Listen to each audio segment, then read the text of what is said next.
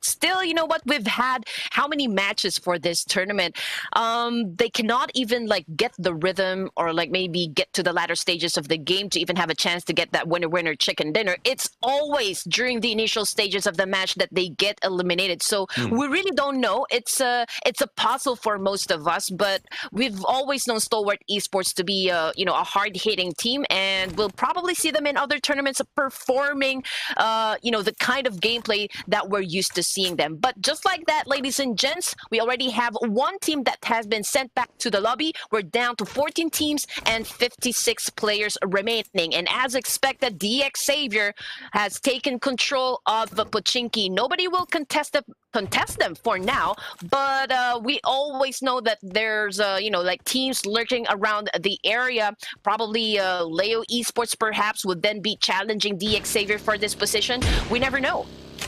We never know. We'll have to find out later on if or when they will be, or when and if they will be engaging in this battle. But as we can see, more GPS right now, just finding they are like going in for their sweet time and looting all this place. This is a huge place for Georgia Bolt for you to get all of those weaponry, and we'll have to find out if they will be ready the moment they go in for the battle. Bigatron Aces, the ladies right now are in here also positioning themselves. Again, this is though we've seen first team eliminated in this game, this is, I'm expecting a slow match because they are getting a hang of how they are. What is happening right now? Baron is carrying his teammates while driving or stepping into a car. This is some highlights that we are looking at from for Miracle vibes, and this is the vibes, good vibes coming from this team right here. I mean, this is, well, you gotta be resourceful, and 4 Miracle Vibes is showing us just that. You need to be able to adapt to your surroundings and especially the situations. And there you go. With what just happened, with what they did, they were able to save their teammate, and now they can head inside the military base to go for the loots, to go for the resources that they need to prepare themselves in any engagement that will come their way. And we've seen, Bigatron Aces just a while ago, and they always drop into the south of Jorgopul. Now we are waiting to see, because just onto the northern side of Jorgopul, there's also the players coming from Morph GPX. If they chose to drop in that location, perhaps we'll be seeing them collide in just a few minutes. But of course, this is just the first phase, gentlemen. Probably, teams wouldn't be engaging this early. They would want to try to check the flow of the match before they really get into a fight. You would want to get all the information that they need before they get into any altercation. Exactly. I mean, it's more of preparation, and when it comes to preparation, it's not just gathering all the resources that you have. You need to get all the information, as you mentioned, as well, and they need to find a good spot or good location to spot all the enemies who might be moving in. But as we can see, we have Void Bulls right now hanging back a little bit on the blue, and they have plenty of time, but for the adjustment or update that has been done into the game for the season, for this past few months, hanging back on the blue is not a good play anymore. But I guess some of the teams are still risking it. If you stay back from outside of the play zone, you will already lose a lot of meds once you step in. So it's not a smart move, especially if you want to invest on those meds so that you'll be able to fire or fight back just in case someone will be gatekeeping you. Well, yes, I mean, if we've seen, if you saw the map overview just a while ago, there were a lot of teams actually that dropped into the western side of Erangel, and so we'll definitely see the west side as well as the northwestern side to be a little bit congested. So I feel like that's where the first few battles will start. Now, Alter Ego Ares over here, they spotted some teams that's doing a rotation, but it's so far away. I don't think they will do a little spray or even reveal their position just yet. But it's good, to know which direction they will have to point their guns. Some of the players coming from Alter Egos, they are doing the rotation. You would want to go, for a prime location inside the circle. You want to get into position to have that upper hand advantage against the opponents right at the edge of the circle.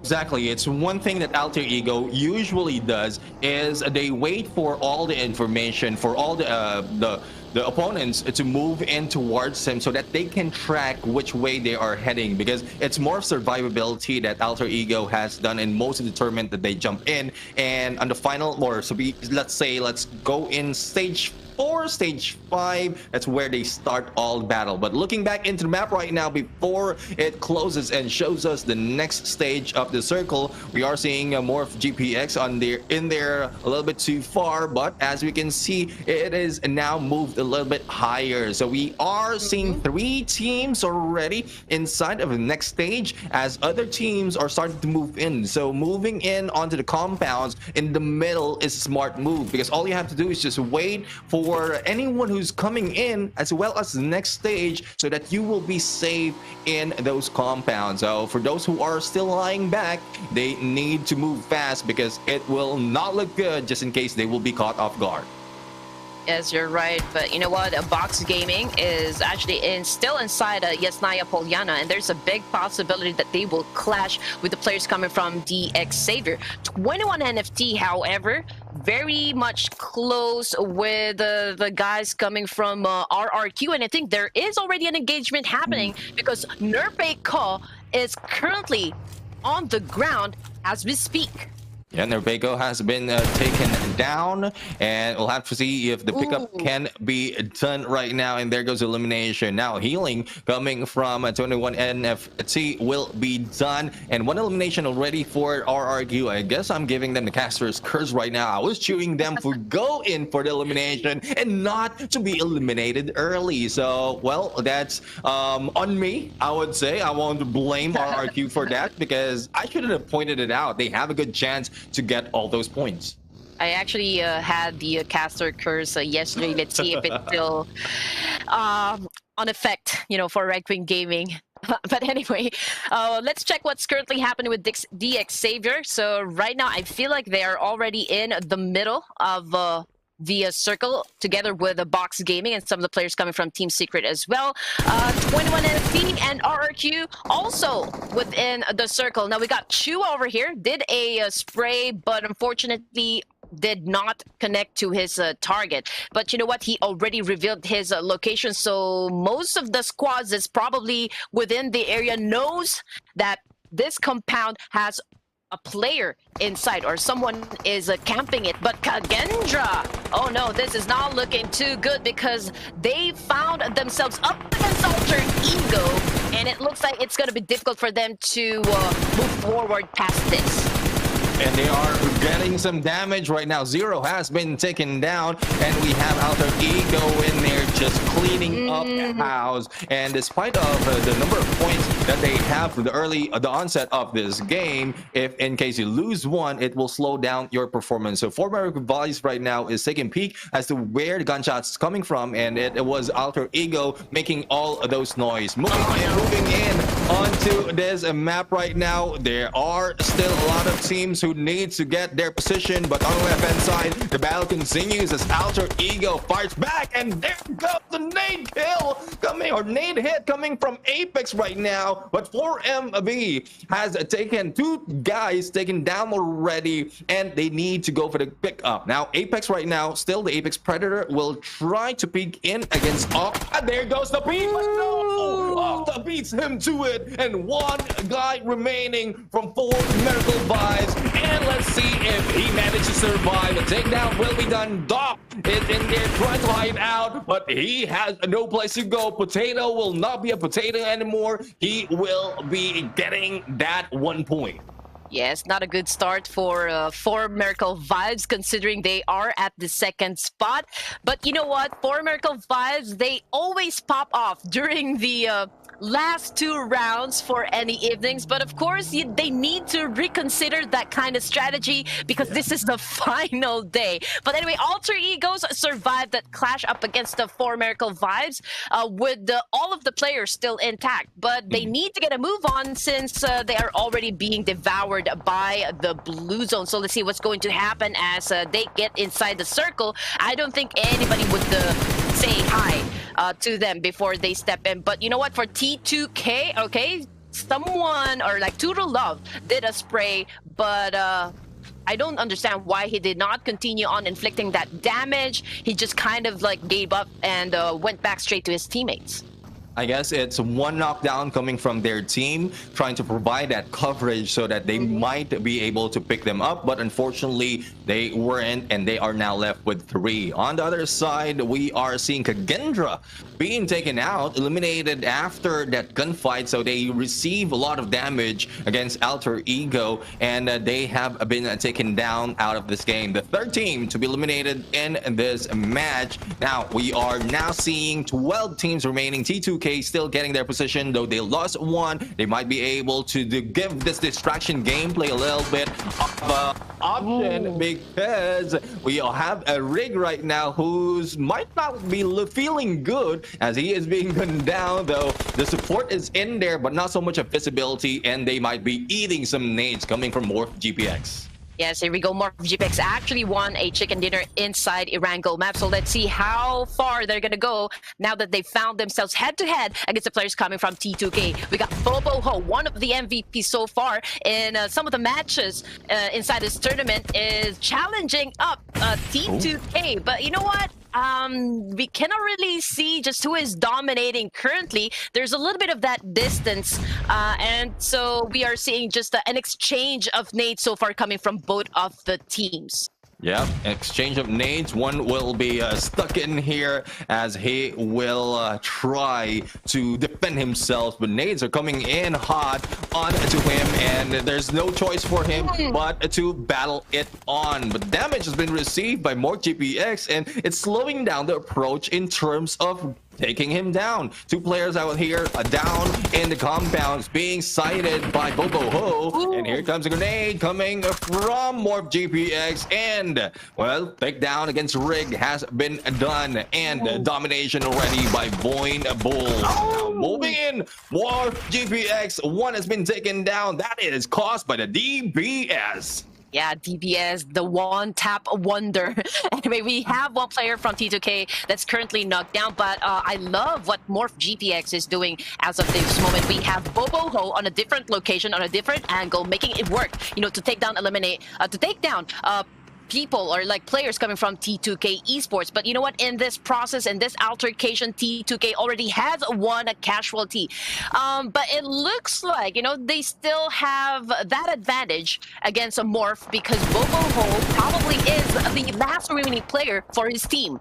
Yeah, he might just be, and though he had a good location, no, not so good to defend some of the teammates. But as we can see, 21 NFT right now loses 2 of their members, or 2 of the members has been knocked down, and only left with 1. Now, Boyne Bulls has been eliminated right now, and that is caused by T2K, I believe, and also eliminated is Morph GPX. So, Morph GPX, though they have a good plan, the execution is not that prime, and T2K still managed to survive with the 3 members that they started when they went for that engagement.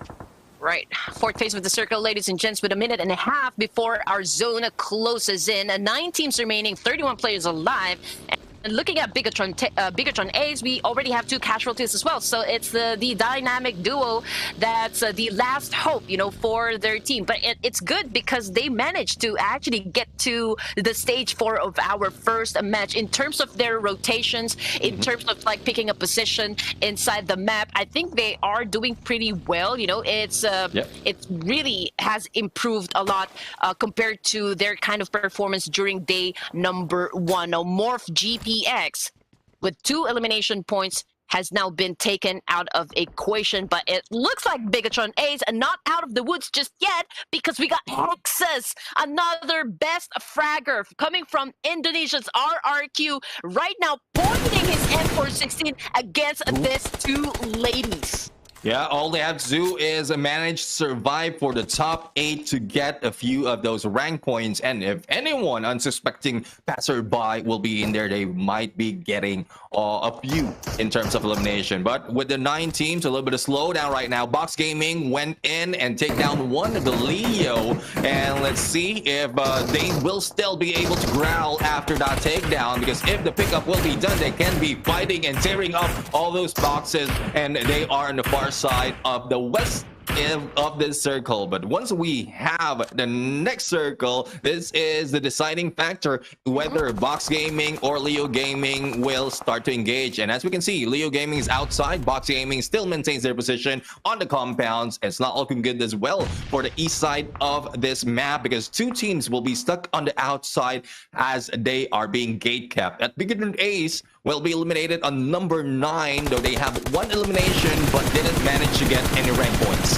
Gatekeeping opportunity coming from the DX Savior side as well, but RRQ is punishing this one player coming from 21 NFT, but it looks like T2K and DX Saviors going head to head as we speak, and RRQ is actually capitalizing on that one, but it looks like T2K Esports has been sent back to the lobby by the players of DX Savior, and that is all happening just onto the northern side of our safe zone. And right now RRQ not even giving time for DX Savior to lick their wounds just yet. They are now pushing in and moving in for the kill.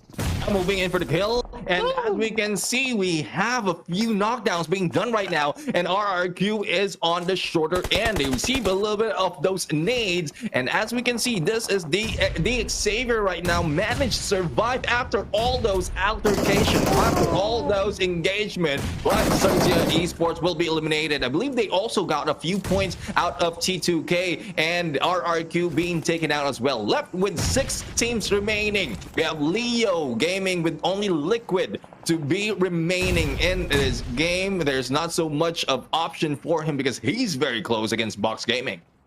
Yeah, your choice of team already out, gentlemen, but DX Savior is still alive. 6 teams remaining, ladies and gentlemen. We are seeing them. Box Gaming putting a lot of pressure against the players coming from Leo Esports, and there you go. Leo Esports with no elimination points whatsoever has now been eliminated from Irangel. Second to be eliminated, we got RRQ as well. We have next team who will be targeted by a lot, and Team Secret is the first one who will be shooting them off, being in there just on the ridge and also backs behind the Xavier. So 2 teams, Team Secret and the Xavier, trying to hit down against Xerxia, and even if they have a complete squad and 5 eliminations, it's not looking good for them in terms of position. So they might be using up all those smokes just to manage to survive, and hopefully they have one vehicle on them so that at least they can move a little bit faster. But as you can see, the Xavier are just hanging back in there onto the edge of the circle, waiting for the movement to happen in a bit, and that will be happening in less than 30 seconds. Team Secret as well as the Xavier seeing each other as well. This might be the 2 teams who will be engaging later on, but the advantage will be on the Xavier, who's a complete squad. Yes, I mean, this is where the utilities come into play. This is the crucial part. So you need to be able to have like at least 4 to 5 smokes in your backpacks, just in case the zone lands into an open space, which no cover whatsoever. Now we've got Box Gaming over here cooking up that nade and plans to annihilate the players coming from the Xavier, but it looks like Levi's has the same idea as well. So let's see which of these teams will find themselves on the ground with this trade-off. Yeah, trade-off right now, and Xerxia has lost 1 already. Box Gaming in front of the Xavier, as well as they are on the lower grounds of this hill. Now, vehicle gameplay coming from Levi's right now, and Box Gaming still not managing to get a hit. And as we look at the position of Box Gaming, hopefully they will not show their position that easily, though they might be backstabbed as well by 1 or a few players in there. But the Xavier is a little bit preoccupied for Xerxia, who they have been targeting earlier on, and this might be a chance for Box Gaming to go for 1 hit. But it's only 1 who's Guang in there hanging in the middle of his teammates, as well as the Xavier. So it's a little bold move coming from this guy, and he's not backing off. I mean, this is where really information comes into play. This is, this will find out just which of these teams are very good when it comes to extracting that intel. But so far, we can see DX Xavier and Box Gaming still going at it as they are onto the northern side. Now, Xerxia Esports are now making their way right into the middle. But this is this is such an open space, and they need to be a little bit worried about the players coming in from Team Secret as they are still onto the southern side, and there's a big chance that they will be open to their line of sight.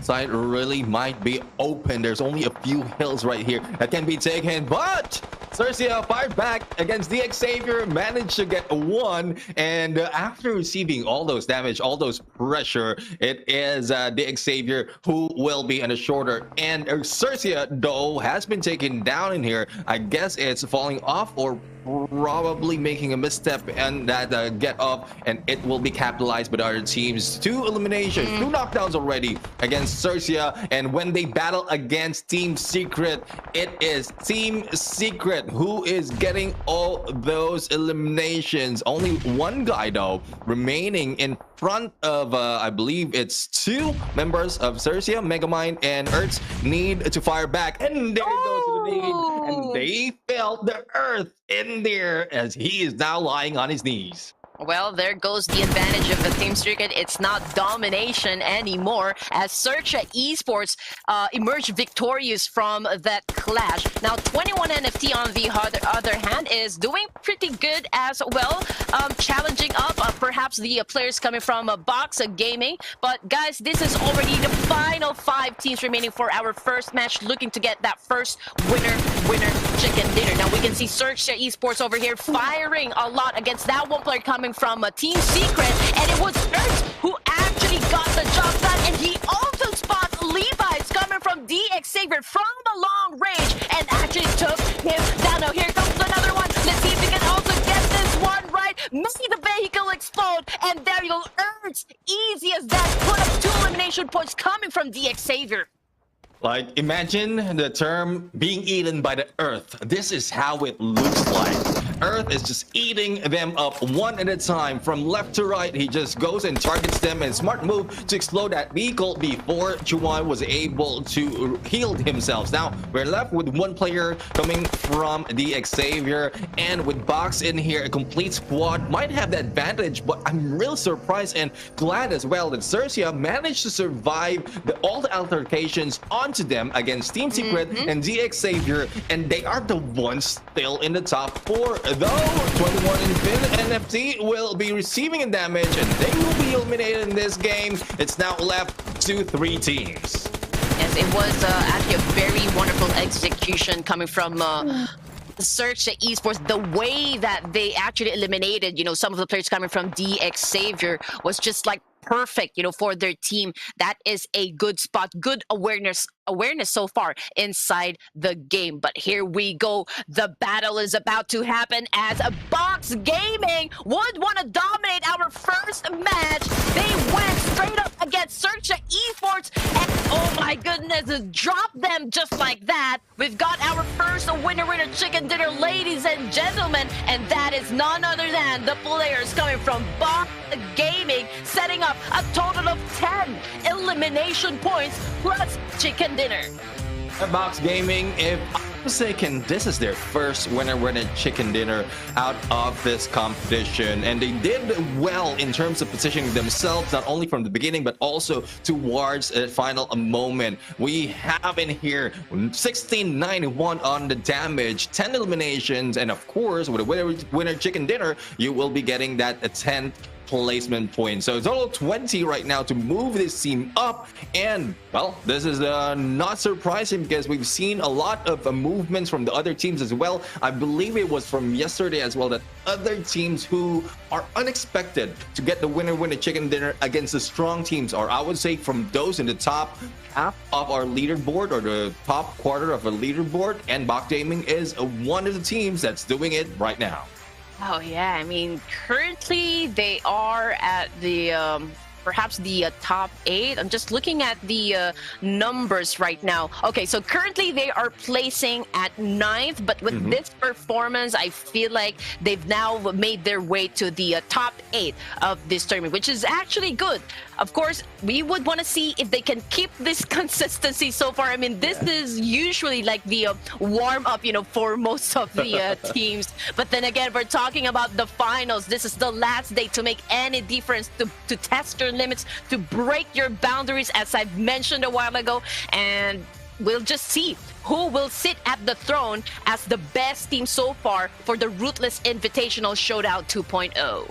Yep, and as we can see on this teams to watch, we have 2 of the teams, Box Gaming as well as Xerxia Esports, that did well in waiting for the perfect timing for them to fire back, because they have been hanging in back, being passive, not so much of an aggression coming from them, just taking a few peeks and taking a few of those hits as well, especially for Xerxia Esports. And once they have the timing set, once they have that like the signal to attack, that is what they did, especially for the final moment. Box Gaming just waited for that one knockdown. All vehicles just running in, took down one, managed to miss one on that buggy, but still, once they fire back, there's no firing back against Xerxia Esports, because Box Gaming had it planned. Well, again, those are at the top of this match are the teams that we don't really expect to be performing that well. But of course, this tournament has been full of surprises, and so just keep it coming, guys. But anyway, match MVP, we got Ertz coming from Xerxia Esports, and now we would just like to bring it up once again, the way that he eliminated, players coming from DX Xavier, the way that he opened that up. That was the downfall, onto the side of DX Xavier. That made them lose their chance to get their hands on the first winner chicken dinner, and courtesy of Ertz coming from Xerxia. Yep, and well, again, for side of Ertz, or for the entirety of Xerxia from that match, they have received a lot of damage. They lost a lot of resources already in terms of utilities, in terms of resources like meds, and again, I was surprised that they ended in there with 3 members on the final 2 teams of this game. Surprised and happy at the same time, because at some point, once you are in there, there's a lot of pressure, and I can feel the pressure coming from both teams. I'm pointing out Team Secret as well as DX Xavier, who's giving that pressure, and they managed to get in there number 2. But let's not take it away for the winner chicken dinner taker, Box Gaming right here with 20 points. 15 points goes to Xerxia Esports. 21 NFT managed to survive longer with a single player in there, got 9 points. Team Secret with 8 points, and that has been brought in mostly on elimination. Alter Ego with 7 only on elimination.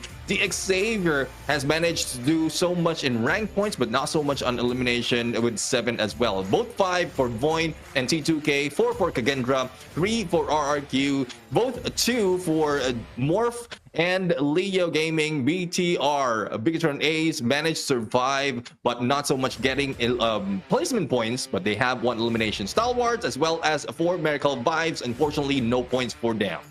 Well, Xerxia has always been consistent when it comes to Erangel match, and right now, today is probably their redemption day, wherein they get the winner chicken dinner this time. But you know what? 4MV or 4 Miracle Vibes not just going head-to-head right now with T2K for the top spot. They are also in great competition with RRQ and DX Xavier this time. It was an explosive performance coming from DX Xavier, back-to-back winner chicken dinner, as they opened up their matches yesterday. It's just so amazing how they powered through the entirety of day number 3. They played all of their 4 matches with great consistency, showing really the monstrosity of their play style. The tournament is not over, of course. We don't want to celebrate just yet, but RRQ and T2K need to step it up a bit, obviously. I mean, day 1 and day number 2, they were the front runners, but they've kind of dropped the ball at some point. You know what? We don't have to worry, because there's still time to pick up the pace. They just have to do it fast.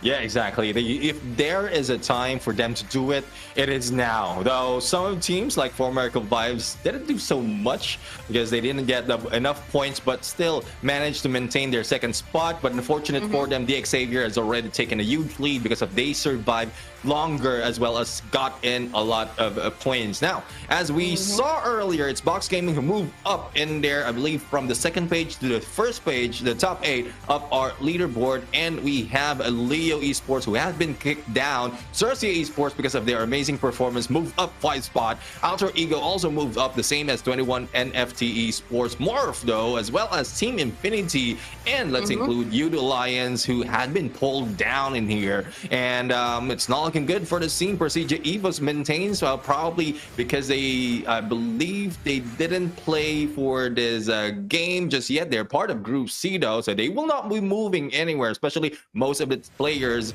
or most of the teams coming from Group C.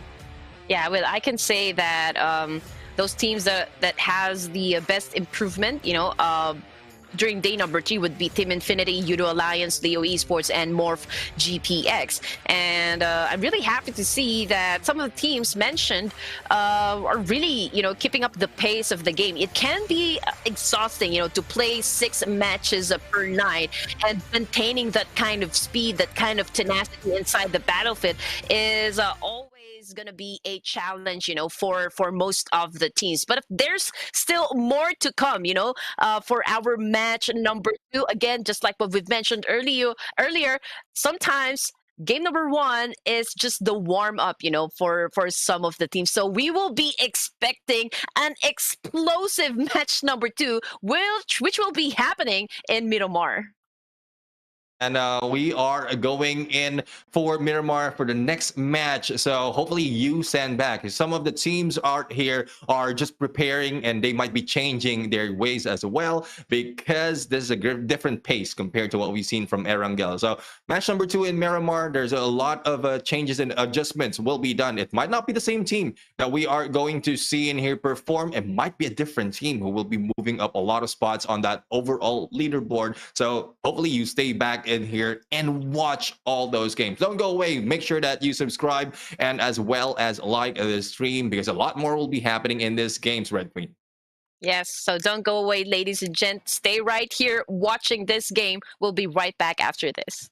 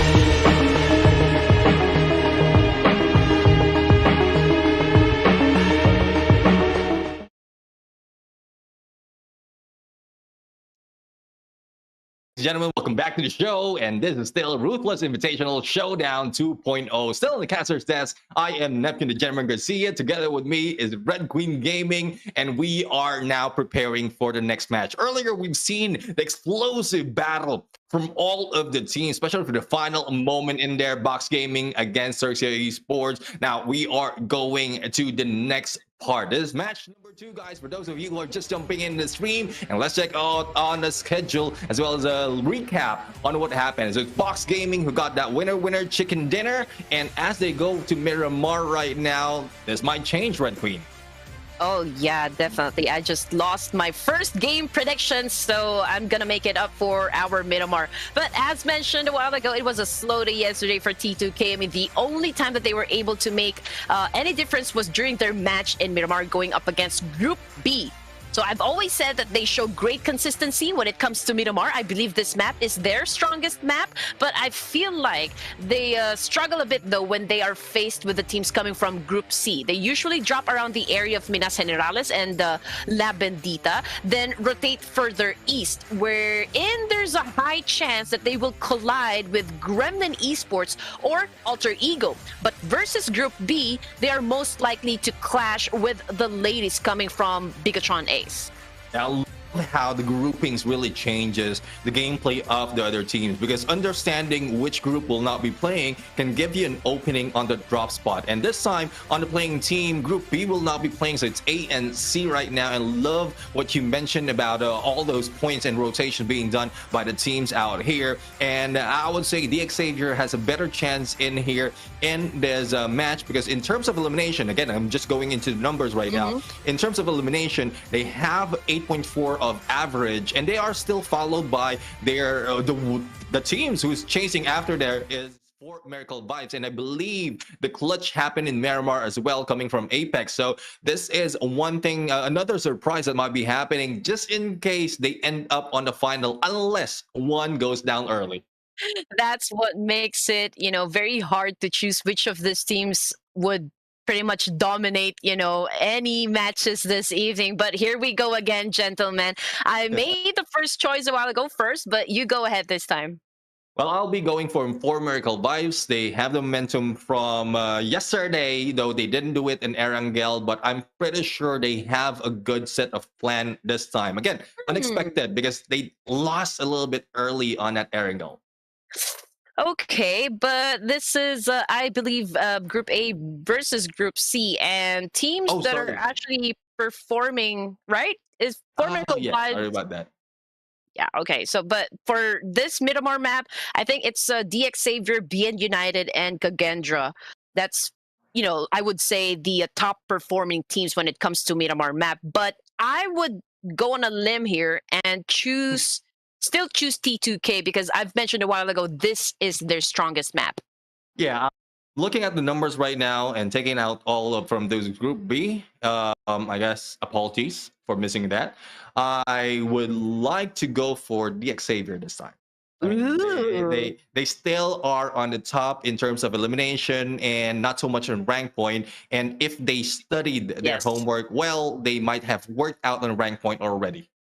Well, it was a beautiful back-to-back winner chicken dinner coming from DX Xavier. That actually, or like that play, led them to get the #1 spot. And so, in terms of like how much power they're willing to bring into the table, DX Xavier really has, like a high chance of dominating Miramar map once again. I mean, they ended this game yesterday with a double-digit score and having the highest damage output compared to the rest of the teams that played the match.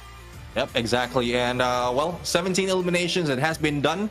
That is the highest that has been done in Miramar, and that came from yesterday, match number 2. So this is match number 2, and I'm looking for like the same pattern, unless the caster curse kicks in once again. But what's kicking in? The flame that will be bringing our teams to Miramar, and we're going to find out where they will be dropping, because again, we've seen so much of difference and gap from the flight path towards the first stage of the circle, and hopefully this changes this time. Yeah, we would always be looking at which of these teams that would prefer to target the hot drop locations, because obviously these are the teams that are highly confident when it comes to their skill set. and not afraid to build an early momentum by crashing their enemies should their area be contested. And these teams are most likely to be the ones that you should watch out for. Now, looking at the flight path right here, gentlemen, it's pretty much right there in the middle. So I think this is a fair flight path wherein teams can go to their desired location, or like really their choice of drops wherein they feel comfortable enough to defend should be, you know, there's another team that would challenge them up inside this area. I like to guess where the first stage will be happening. I think it's in northwest. That will be the first stage of the circle. I mean, I'm just putting out a lot of assumptions right here, but I like to I like your point as well. This is straight in the middle. The flight path giving them a good chance to spread out and reach their intended drop spot. And it didn't go northwest, but it's still in north and it's still in the middle. So this is, I guess, this is what I wish for the start of this game. Make sure that the flight path as well as the stage, the first stage of circle converge. And this is what's happening right now, as a conversion will be happening between a few of the teams as well. It's Genesis Esports who are hearing a few of those footsteps from Stalwart Esports. We always open up our game with Stalwart Esports getting, you know, challenged up by another team. So let's see which of these teams will, of course, dominated this clash. Now we've got Genesis Esports up against the players coming from Stalwarts, and we can already see Tom being knocked down. So we are left with just 3 more players, of course, to carry the team to victory as long as they can finish up the players coming from Genesis. Yep, one has been taken down as well for Genesis Esports, and it's now a 3v3 situation. Good position, though, being taken earlier by Stalwart Esports. Right now, they are spread out, and one will be taking the second floor. Probably a little bit of backup, but Icy might not be surviving. And there goes a takedown, and their surprise hit coming from Subs will not work, and he will be taken down. And Icy as well. Oh, double hit in there, and I think I heard a DBS being released as well. I call this the Dream Breaker shotgun because there's a lot of dream that has been broken by this gun. Well, second time of this day that Stalwart Esports was the team to be first taken out of a match. Man, I mean, the wonders that DBS can do. I mean, you just really have to be accurate when it comes to your aim to be able to pull off, you know, a wonderful kill with a DBS. But look at what is happening between BN United and, of course, the players coming from Persija this time. So far, so good coming from the BN United. Everyone is still gathering information, of course, to know how they can go about this altercation. And it's pretty much the same coming from Persija Evos, but we've got Lynx over here. He has a Vector in hand. This is an SMG, but with only 19 bullets in that. Oh, man, that's a wonderful shotgun kill right there coming from Persija. And right now, Saw's on top of this building inside that balcony trying to put down his enemies, but unfortunately, his hits is not really getting to his targets. And we'll have find out Luxy right now is trying to take a few shots right here, and it's a very risky position. Though Luxy has fallen down, received a little bit of damage though, but they are preparing their approach. 2 players remaining for the side of BN United, though. BN United is on the top 4 of my list in terms of average elimination takers overall, but it is not showing this time. Sauce right now is being rushed by 2 of the players. Shots being fired right now, and I think Sauce will not have any of those meds on him. A good parkour move coming from the top floor onto that second floor, and I think he might not be able to make it, as it is now Porsche, the only guy remaining in this fight. If he has been spotted, and it looks like it, a grenade might take him down. So who will ultimately own a Picado this time? Persija Esports with the push. BN United has now been sent back to the lobby. The second team to be eliminated out of Miramar. And we are just at the stage 1 of Miramar with 3 minutes and a half before our zone closes in. Now, as early as this, earlier we saw that from Erangel that we had within a minute, one team has been taken down. So similar pattern emerged for Stalwart Esports. This time, BN United is the next entry to that takedown. Now, 13 teams remaining in this fight, and we are about to see some of the teams, well, they will not be moving so much because of the placement of first stage, so they can or might be getting good position. Box Gaming right now, I think they spotted one. Master Smile will not be smiling after that hit, and Kwang will be taking him down, and Box Gaming still on the momentum after that winner chicken dinner. I don't think they're slowing down this time. Yes, Box Gaming looking to assume another 4 elimination points as early as now. It looks like they are dominating this players coming from Genesis Esports. Now we got Gosu with the micro Uzi, just went on top of this building right here to gain a little bit of that vantage point. But so far so good. I think Genesis Esports will survive that altercation, although Master Smile won't be included in this match. It's time to get away from Genesis Esports, and hopefully they'll get a good position, probably a high ground. They will be waiting for the other teams because passiveness comes in if you lose one of your members. And Kagendra right now is also on the way to beat Genesis Esports on the road, but as soon as one of, I guess, is what's scary, who gave them a signal, Kagendra wasn't able to go in for those damage. Oh, I spoke too soon. Damage received, but I guess they will be surviving for the long run.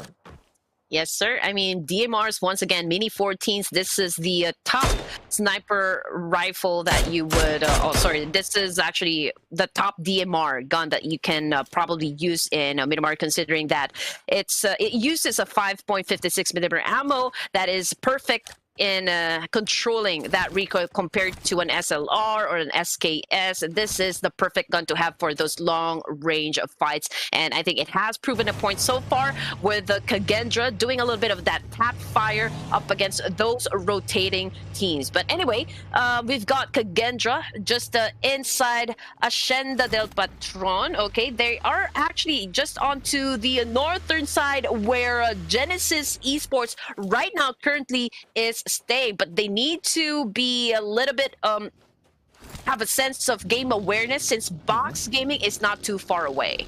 Yeah, Box Gaming really is in the role right now. They just want to hunt, and I guess the gameplay might be different this time. Box Gaming was silent from the early parts of the Erangel map, and this time they will not be silent anymore. But BTR, Bigatron Aces right now being taken down, not able to surprise, but Mute Ace will be muting one of Alter Ego right here, and it is a good get back. Alter Ego not doing well in that engagement, but with this grenade might be able to take a few, but no, I guess it misses. And here comes Octa right now, the guy who almost clutched a few of the gameplay earlier, but Octa will try to go in, provide all those pressure. Here comes Fnatic also moving up, trying to get more information, but they don't know that JT is in there on the top of this hill. So good defense being done by Bigatron Ace right now. Yes. Alter Ego right now trying to flush out this players come from Bigatron Ace, and you're right, this is actually a 3v2 situation in this particular area. We've got one player coming from each team that is a little bit far away, you know, from the players, and that provides a good mid-man role for Bigatron Ace and Alter Ego. So let's see what is going to happen, because Bigatron Ace is getting torn into pieces. So I think that was the cue for one of the players coming from Bigatron Ace to maybe escape the situation for a while, go to another location, and wait for the next zone shift. You need to focus on longevity, and you would want a chance, you know, to grab that winner chicken dinner, or at least get those elimination points that you need to improve your overall statistics. Exactly. JT right now has moved away from this area, though. It's a similar approach, but Moom Esports just saw them, and I guess this might be it. Back to 1 point ending this game if this hits. No, it didn't hit that much, though. Not so much of damage, but will not be able to get away because we are seeing Boom Esports just beat them down, and well, the ladies out there will be taken out with 1 point to their name, not surviving a little bit longer compared to what we've seen earlier. Yeah, good game, well played still for the ladies coming from Bigatron Ace. Now 3 elimination points. is already on the board for Alter Ego Ares, although they already have one casualty, so that puts them in a little bit of a disadvantage considering the lack in firepower. But let's see if they will be able to survive the entirety of this map as Octa right here tried to do a little bit of tap fire onto that player over that hill, but unfortunately those fire or those shots will not be connecting. Yeah, no connection coming from those shots. Let's see if they'll be able to go in and rotate, or I'm talking about box game or boom, I rather, to rotate against that team who is hunting them down. Now, Team Infinity right now trying to move away. Box Gaming is in here already, 1 to their name, and they are still in this position as what we've seen earlier. There's no moving out because, as we mentioned earlier, the face of this circle is smack dead in the middle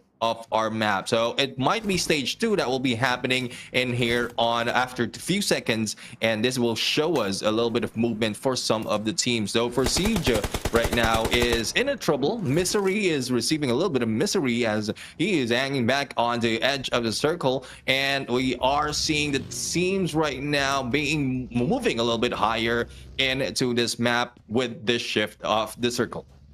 Well, rough start for BN United. So that's definitely going to take a toll since they've got an early elimination for this match. Stalwart Esports together with Bigatron Ace. Those are the 3 teams that has been sent back to the lobby before even reaching stage 3 of this Miramar map. But we've got Team Infinity over here, one of the most improved teams, as I have mentioned earlier, is actually rotating, going to the middle of water treatment and Hacienda del Patron, but they need to also have high level of awareness because within proximity we got, Box Gaming and the players coming from the Xavier as well. Now on the kill feed, it looks like Frenzy from Kagendra is on his knees as we speak.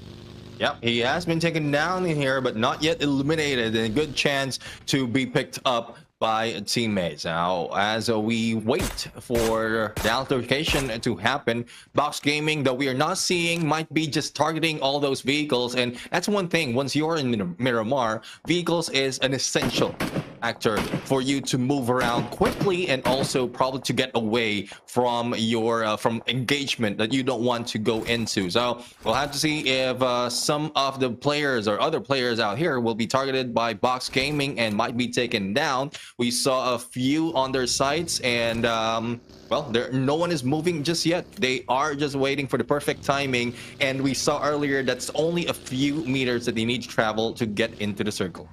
Yeah, I mean, Miramar map is such an open space. You really have to take advantage of everything.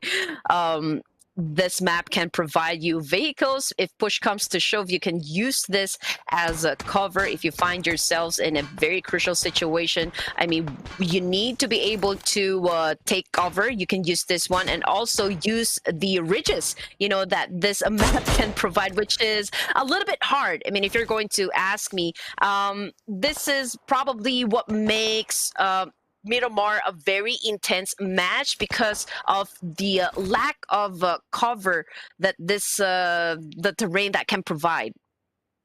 Covers in terms of shrubberies and greeneries is lacking in this map. For the ridges, I think it's very risky as well if you want to go in on deep reaches, because some of the teams will be targeting all those open areas that is lower than them, because this is a high ground advantage being taken most of the time in Miramar. But as you can see, as the zone closes, we are going to find out if there will be a hard shift or probably in the middle. But no, it's a little bit in the middle right now, and those at the outskirts will just move a little bit, a tad bit. But as you can see, the haystack area is open for some of the takings, especially for those who are already on high ground, like Gendra, who is looking in, targeting probably for Siege as well as Alter Ego.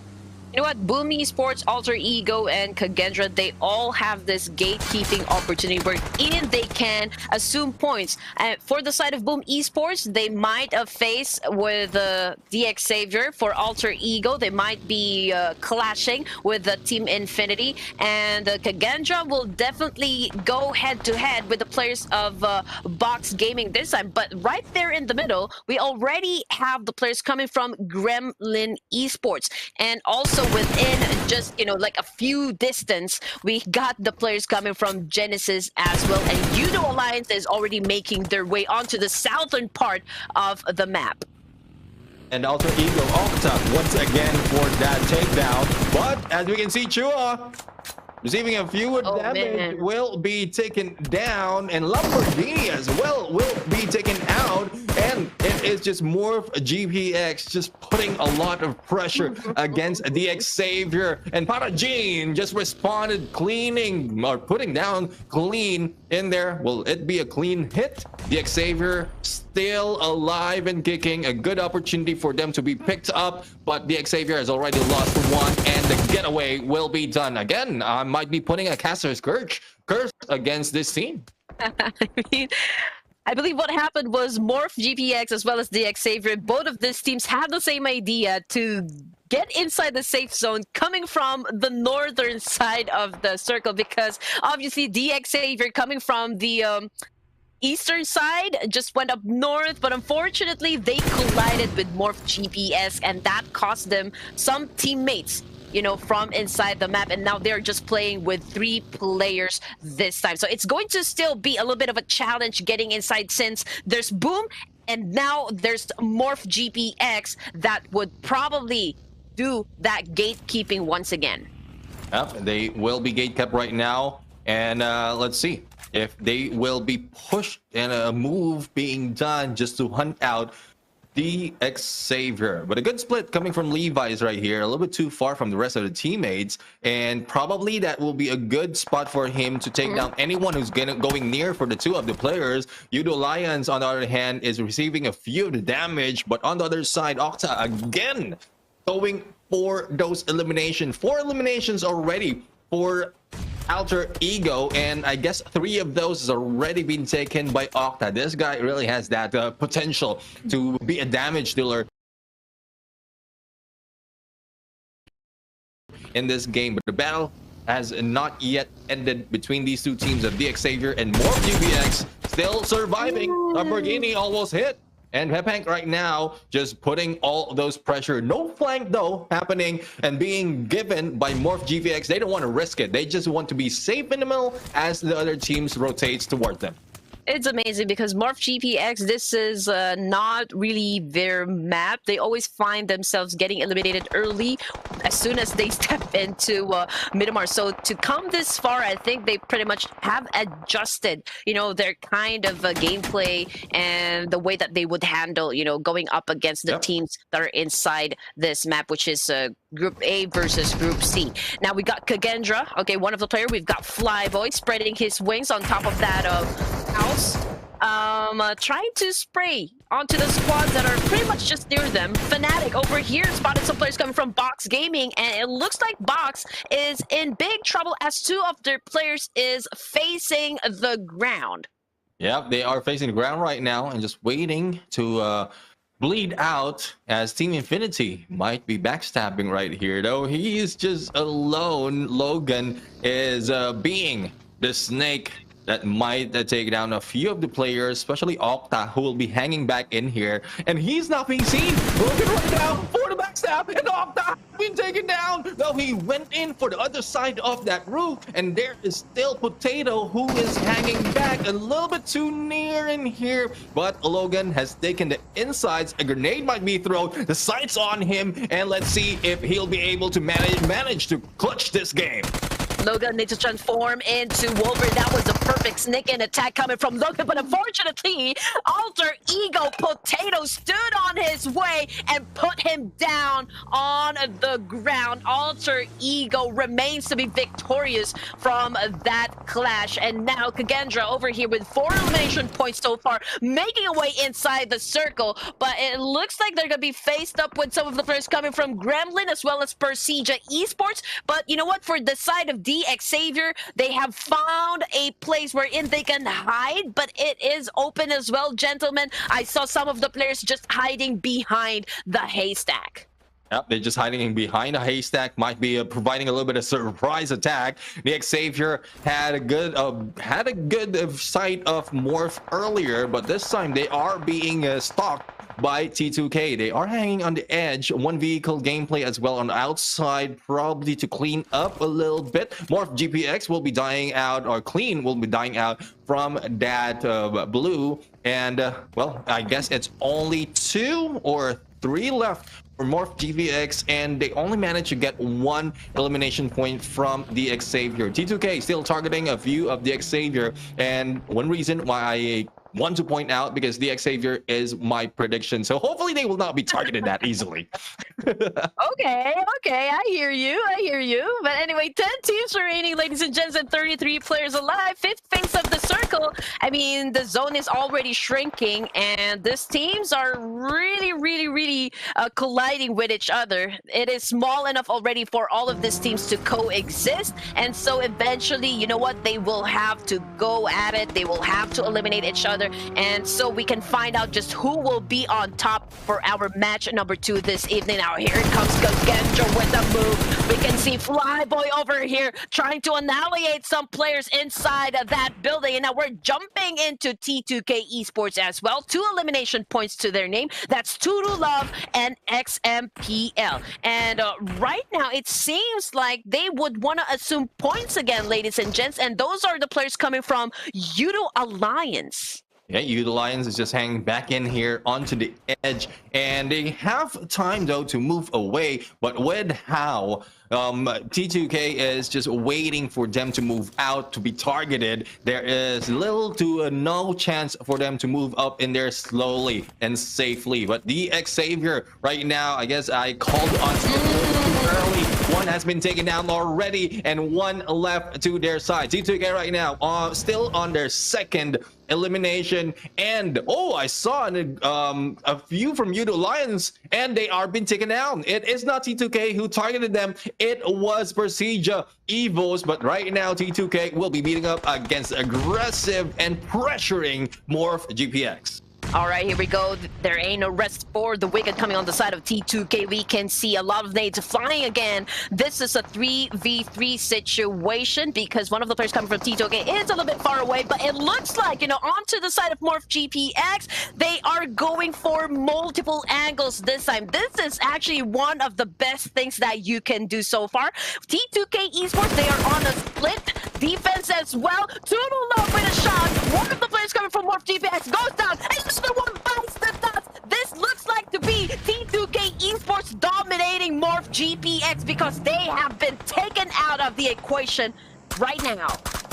I mean, the pressure that has been coming from Morph GPX has died down just because of T2K. And I would agree that that's a good position. But one thing about that is Morph GPX has also an opportunity to receive damage from behind because a lot of teams are already in there and spotting them out, especially with the smokes being released from all of the players out there. But as we can see, we are down to our last 5 teams. And Genesis Esports right now, West Carry will be taken down and eliminated. Number 6 is Boom Esports with 3 elimination to their side. And as we can see, we have Gremlins targeting Genesis Esports, and it is them who will be taking them out. We are down to our last 4 teams. Right, that was a good mop up coming from the side of Gremlin Esports, but it looks like the Xavier and T2K will have to go head to head, and we will find out just which of these teams will then proceed to get to the 7th phase of the circle. Now we got Tutu Love,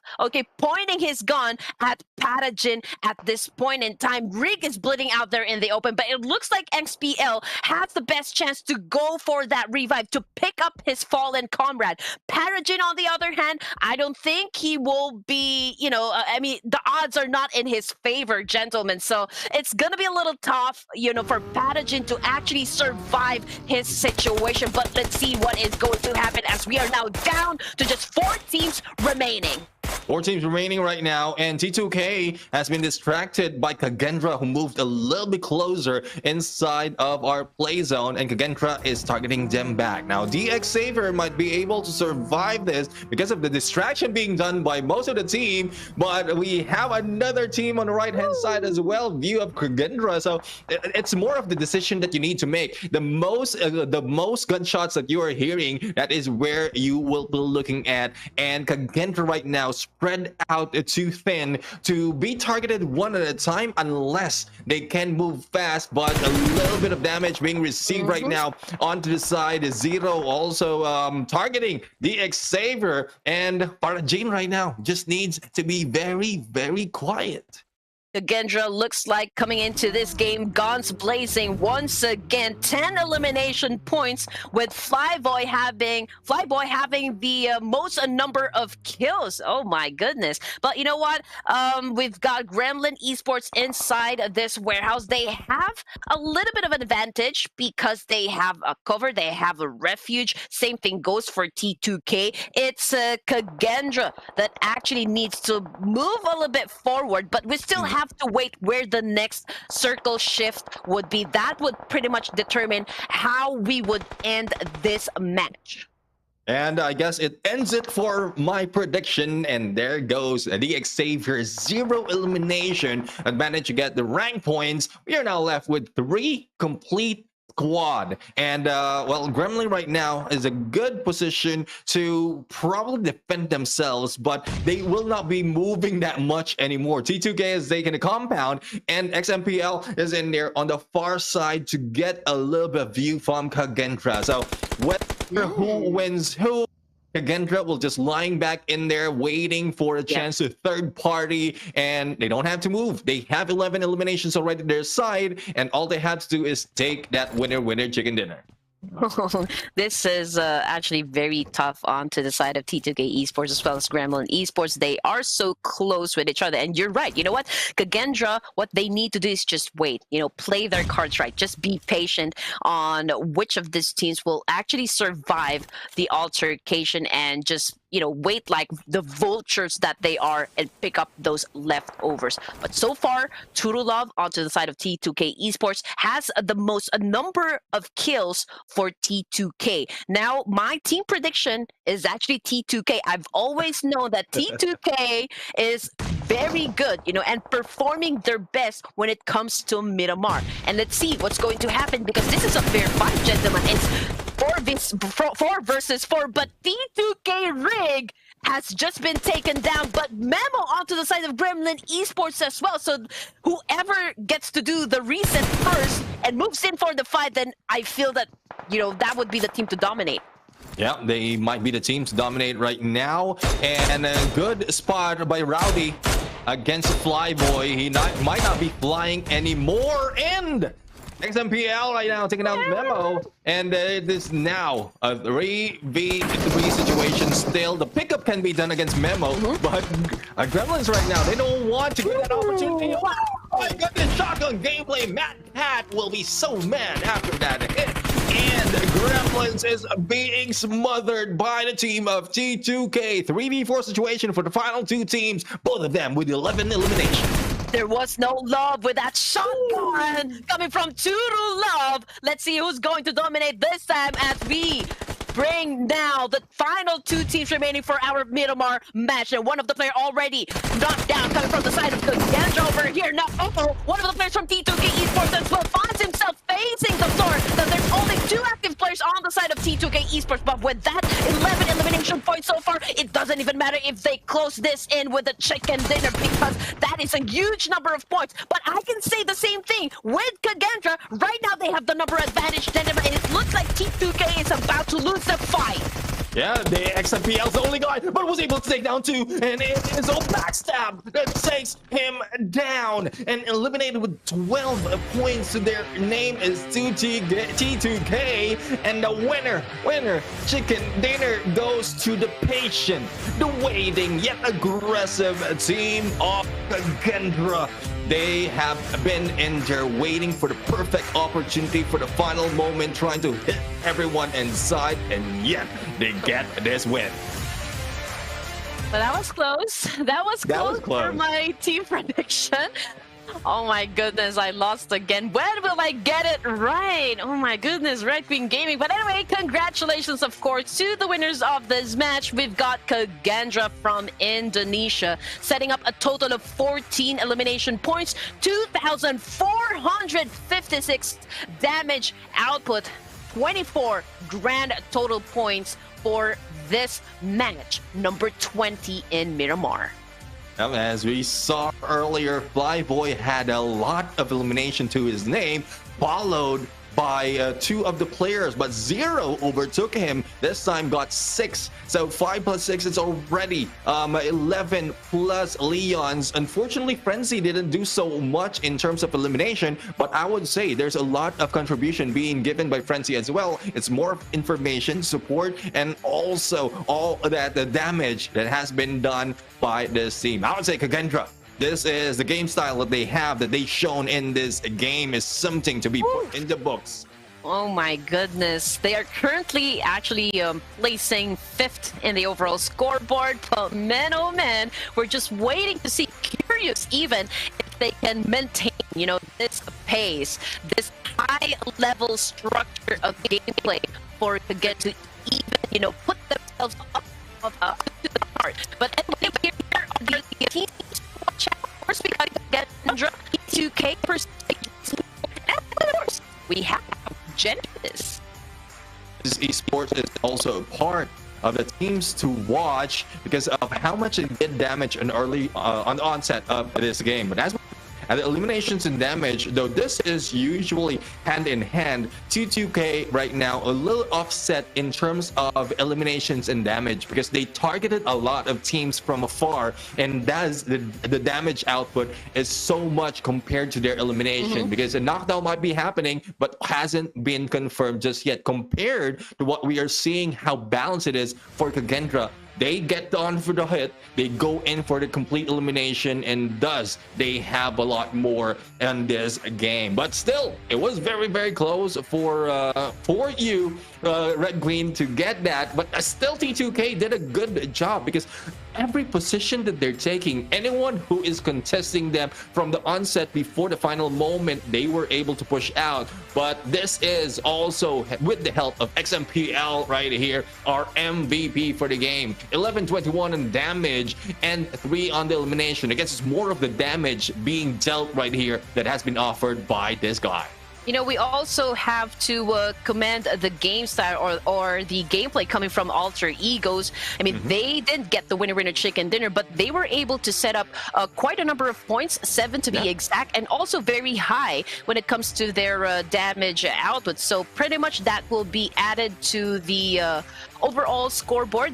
That will help them, of course, with their rankings. Now, if we're going to the match summary, the highest elimination goes to Turulov coming from T2K. We also got XMPL coming from this Nepal team. We've got Kagendra Leon with the highest assist. Highest healing done goes to Misery coming from Persija Esports. And of course, we've got highest knocks goes again to T2K XMPL.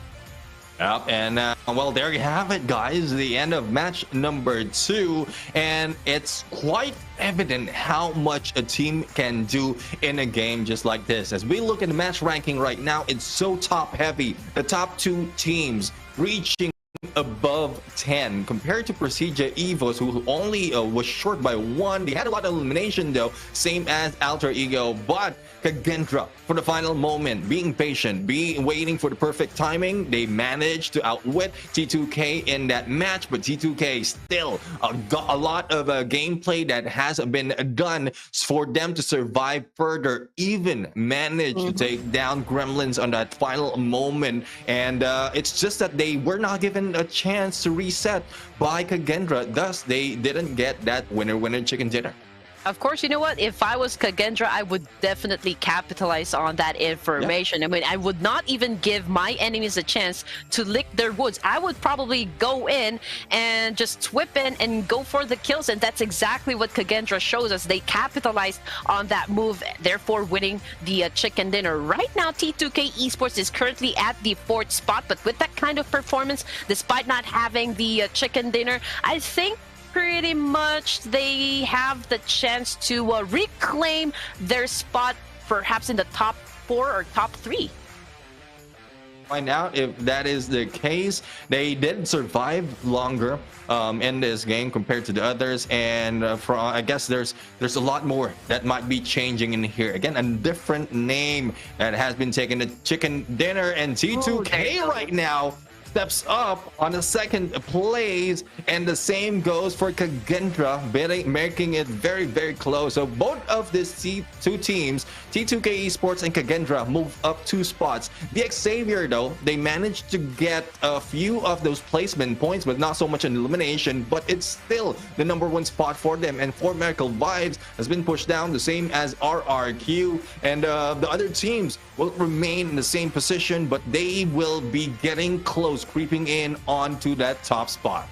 Well, 4 American Vibes didn't play, so let's see into this next match if they can improve their overall statistics. But then again, like I said, you know, T2K Esports with that performance definitely improved their overall rankings. Now, I think, you know, for the side of DX Xavier, they only have like a 6-point lead up against the T2K, so I don't think these guys can even relax or sit any of the games out. They still need to put in the work, they still need to put in that effort to maintain their position in the rankings. Now, Leo Esports with 75, only a 1-point lead up against the Alter Ego Ares. Xerxia, on the other hand, moved down a spot. Morph GPX has improved as well. And moving down to the list, gentlemen, we've got CMF GSM or the Gremlin Esports finishing, you know, after 12 matches with a 58 total points.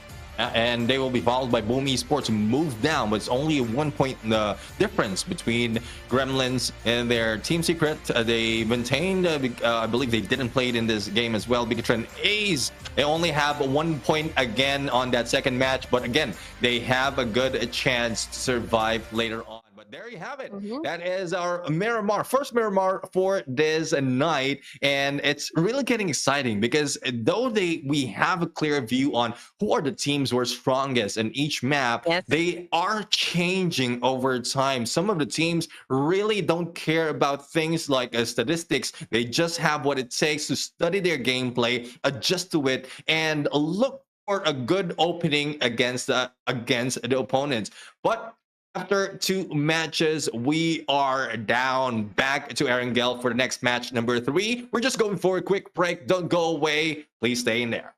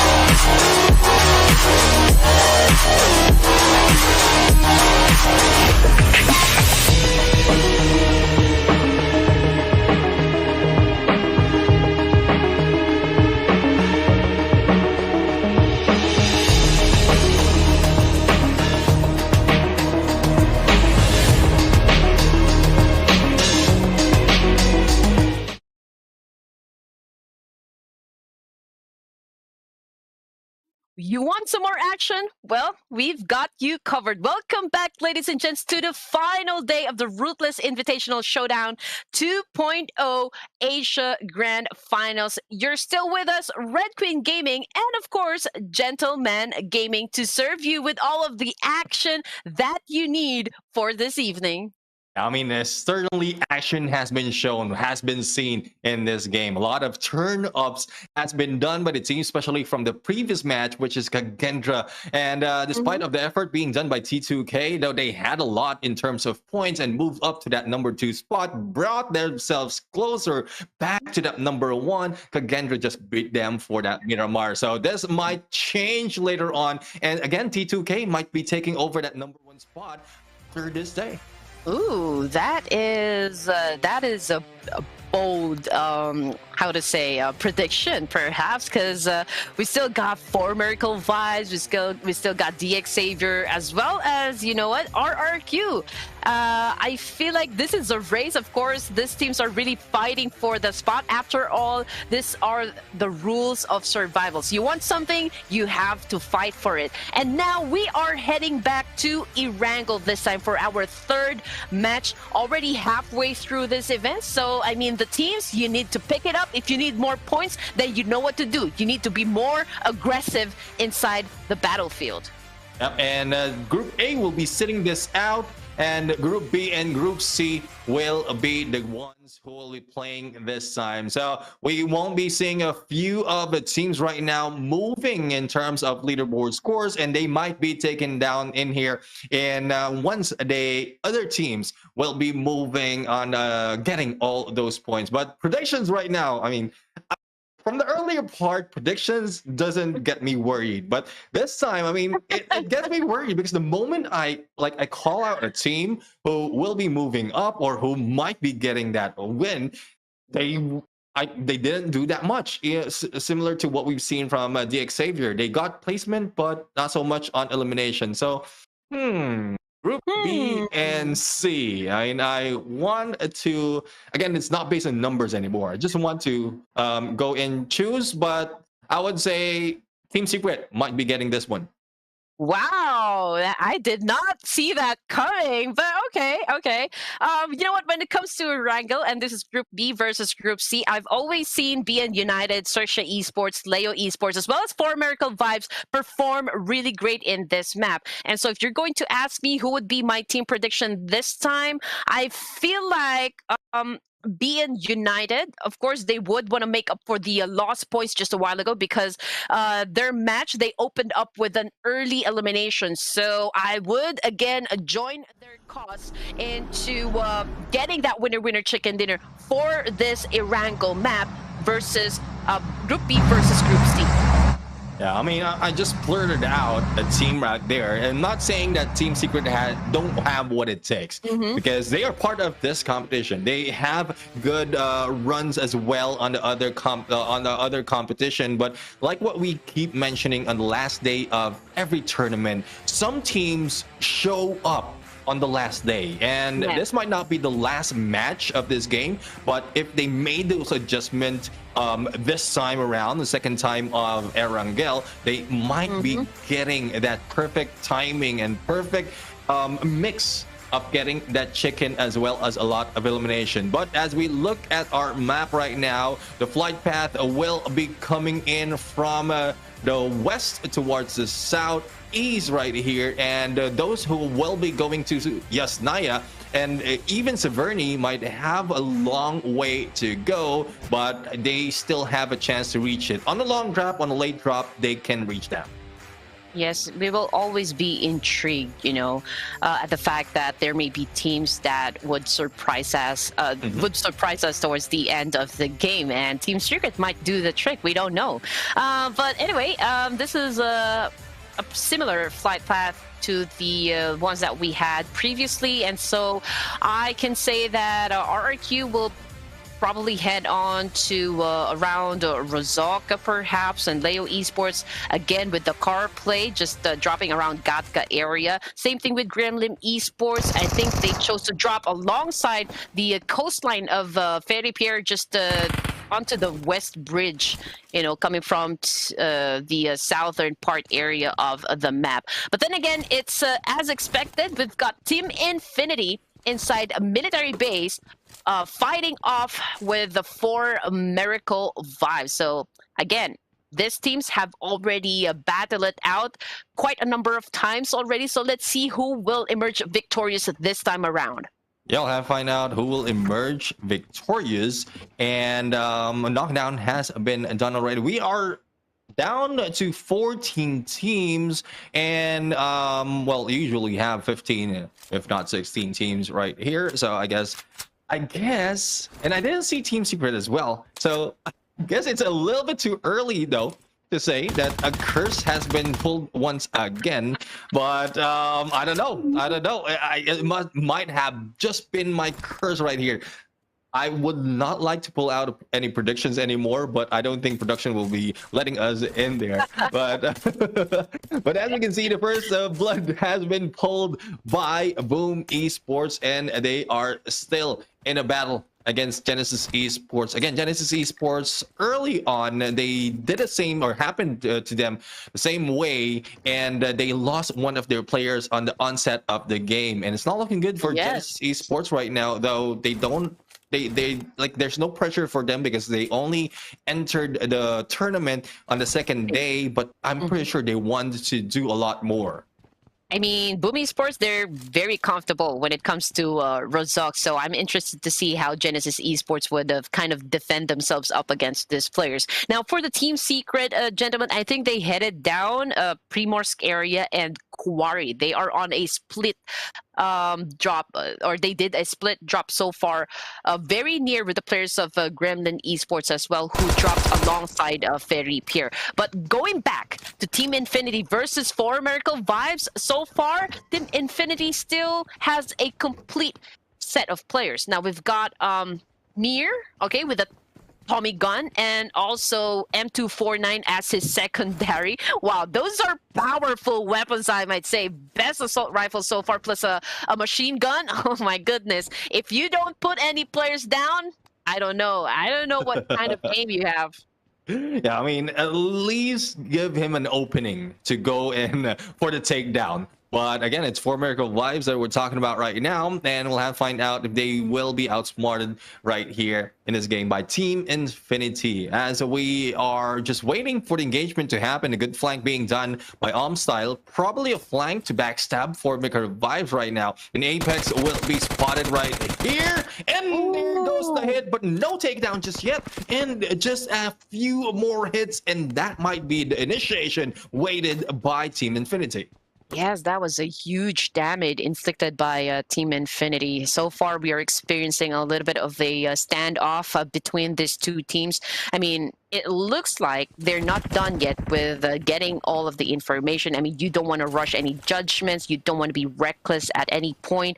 And so these guys, they're being careful. I mean, they also have to consider this is already the last day. So there's no more room for any mistakes. So we don't know who's gonna be, a victorious in that altercation. But let's jump on to Genesis Esports once again as they go up Boom Esports in Rozok area. Again, Master Smile has been sent back to the lobby. He's no longer with the team.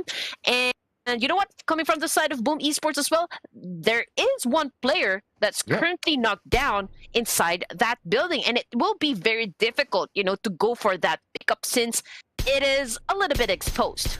Yeah, exactly. And that's what's happened if you go alone, go for the rush, and you will be spotted by an enemy. And it's very difficult to get back. And Apex right now managed to hit down Team Infinity, but the takedown will be done against ease. Now we'll have to see our right now cleaning house for Miracle Vibes being taken down in here early into the game. They might have lost the miracle that they need to move up higher into the leaderboards, because it happened several times already.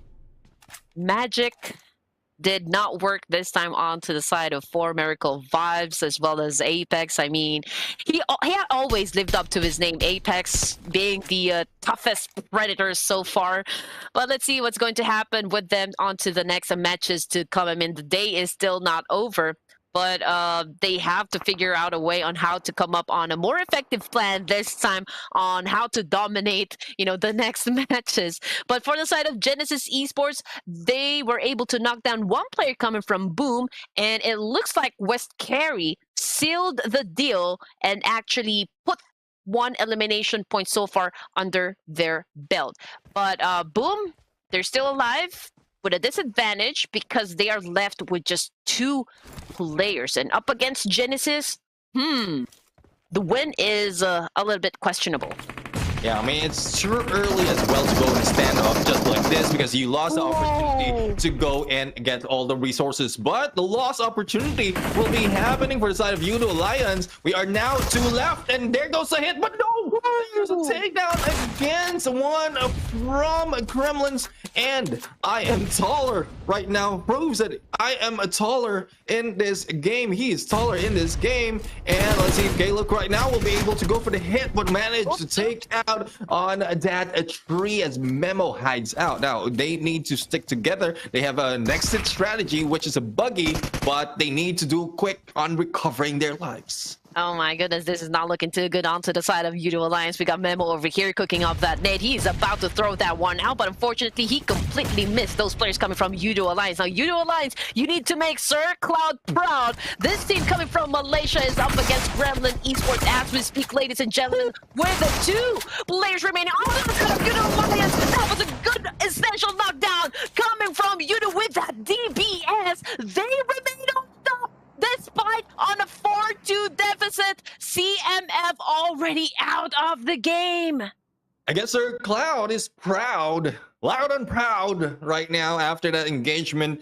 Yudo Alliance with 4 elimination to their name. Again, the Dream Breaker Shotgun DBS has been pulled in there, taking down 2, and the final nail in the coffin has been put in against Yudo Alliance, against the opposing team of Yudo Alliance in that game. So Gremlins has been taken down right now, and let's see the battle between these 2 teams. Boom as well as Genesis Esports is not yet over. They lost a lot of resources and time already. How much more can they take? Yes. All right, here we go. There's a bridge fight happening between Void Bulls up against BN United. Oh, that nade was on point. One of the players coming from BN United got knocked down. What Voindos is going to do is answer back once again with another nade coming from Voinky over here. Oh my goodness, this is mayhem between these 2 teams. It is not at all possible to go for any revive at this point in the game. We can see Voinky popping up some smoke to conceal his position so far to get a little bit of an advantage, and of course to buy some time to go for a quick reset or revive. But oh my goodness, it is not looking too good onto the side of BN United. Yeah, and this is a 3-team battle. We have BN United, Voin Bulls, as well as Cercia Esports on the other side. And the moment that the BN United spotted one on the other side, spotted Cercia Esports, they just pulled out. So they need not to be pressured. They need not to be like regretting that decision, because the moment that a disengagement happened between Cercia as well as Voin Bulls, they might have a chance to go for the third party. But Cercia Esports also moves out of the way, and these 3 teams managed to survive, but not so much a complete squad. Well, man, it'll be very difficult for BN United, to get back to the main island this time. I mean, Voin Bulls, Cercia Esports, these 2 teams are definitely going to make sure of that one. But you know what? Voin Bulls already at a disadvantage as well. They're only left with 2 players. They already have 2 casualties. So it's also, beginning to look like a big question mark on their side, since, well, we still have a lot of teams with a complete squad, or with a complete squad, and maybe 3 players in their team. We've got RRQ, we've got Team Infinity, if I read that right. I think they still have a complete set of players, but it is not the same, for the other teams that already lost members. Yeah, they lost a few of their members, and well, we'll have to find out how well will they be able to defend themselves. Again, I mentioned earlier that once you lost a few members, you will be a little bit passive But I guess with this last day, not everyone is going that route. They are putting out a lot of aggression, but compared to the other teams, RRQ is going for that longevity, as you mentioned, or survivability, because they are not going into an engagement and just going for a good placement. Team Secret, on the other hand, I thought I will not be able to see them, but they are spotting Team Infinity right now, and they have caught them on the outside of the blue. Possibility of a gatekeep right now, but they will be moving because they don't have that much of resources. Yes, we've mentioned it from the get-go that the score in terms of gap is not that significant, so I guess there's a lot of opportunity for the other teams to catch up, with a number of points, especially those that are on the top 8. It's going to be difficult for them to maintain this kind of pace. They really need to put in a lot of work to be able to stay in their position. Now we've got Leo Esports, 1 casualty so far, down with just 3 players. I think they spotted players coming from Team Secret. Team Secret being at the edge of the circle. I can also see Team Infinity perhaps rotating northbound. We don't know, but if they go really north, they will have to face players coming from Genesis Esports who are staying in Rozhok a while ago, also with 21 NFT and players coming from Persija. So let's see what's going to happen, ladies and gents. Yeah, let's see what's going to happen, because a lot has been happening so far, and a lot might be happening right here. It's a little bit of a quiet moment that has brought into this game after all those engagement that happened. And well, this is just the calm before the storm, because in a few seconds we are going to see the next stage of circle where everyone of the 12 teams will be gathered together. Hopefully for those who have the compound will manage to defend them, otherwise they will be taken down. But there we go, Genesis Esports right now will be rushing, but they will be taken down as well, one at a time. But no, Team Infinity will be the guys who will be taken out of this game. And though Genesis Esports lost 1, they still have another who picked them up. But we have Onstar right now who's just moving around trying to go for the pickup, probably a clutch, but the hit in there by Master Ichi, giving him the master. And I think that was just in a perfect moment of losing ammo for that UMP. Oh man, well, he's called a master for a reason, but you know what?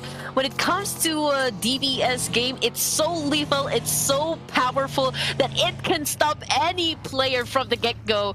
Oh man, that is one gun you need to master if you really want to carry that one as a secondary weapon in your backpack. But anyway, 4th phase of the circle, we are left with 11 teams, but it looks like Leo Esports will then be challenging what remains of Genesis. But right now we've got Master Ichi all alone in this shack, and Nova keeps on making it rain with a lot of nades. Where is the backup? Is a little bit too far though. Will be distracted by Slipknot, and let's find out. Master Ichi will be surviving. Not so much of a hit, but no, Slipknot was able to take down Slim chance for him survive, and there goes elimination. I believe there's only 1 remaining in here. Master Ichi, the only guy who's defending the name of Genesis Esports, but they will be brought down in book number 1. Genesis will be back to the lobby. Nova exploding like a supernova, eliminating Master Ichi in the process. 10 teams remaining, 31 players alive with 2 minutes on the clock before our zone closes in. And as you can see, 4 Miracle Vibes, Team Infinity, Gremlin Esports, as well as the players coming from Genesis. This 4 teams has now been eliminated. Onto the side of Leo Esports, we are left with 3 players. Same goes for BN United. And you know what? For Boom, we only have 1 player left, so that is the lone wolf for his team.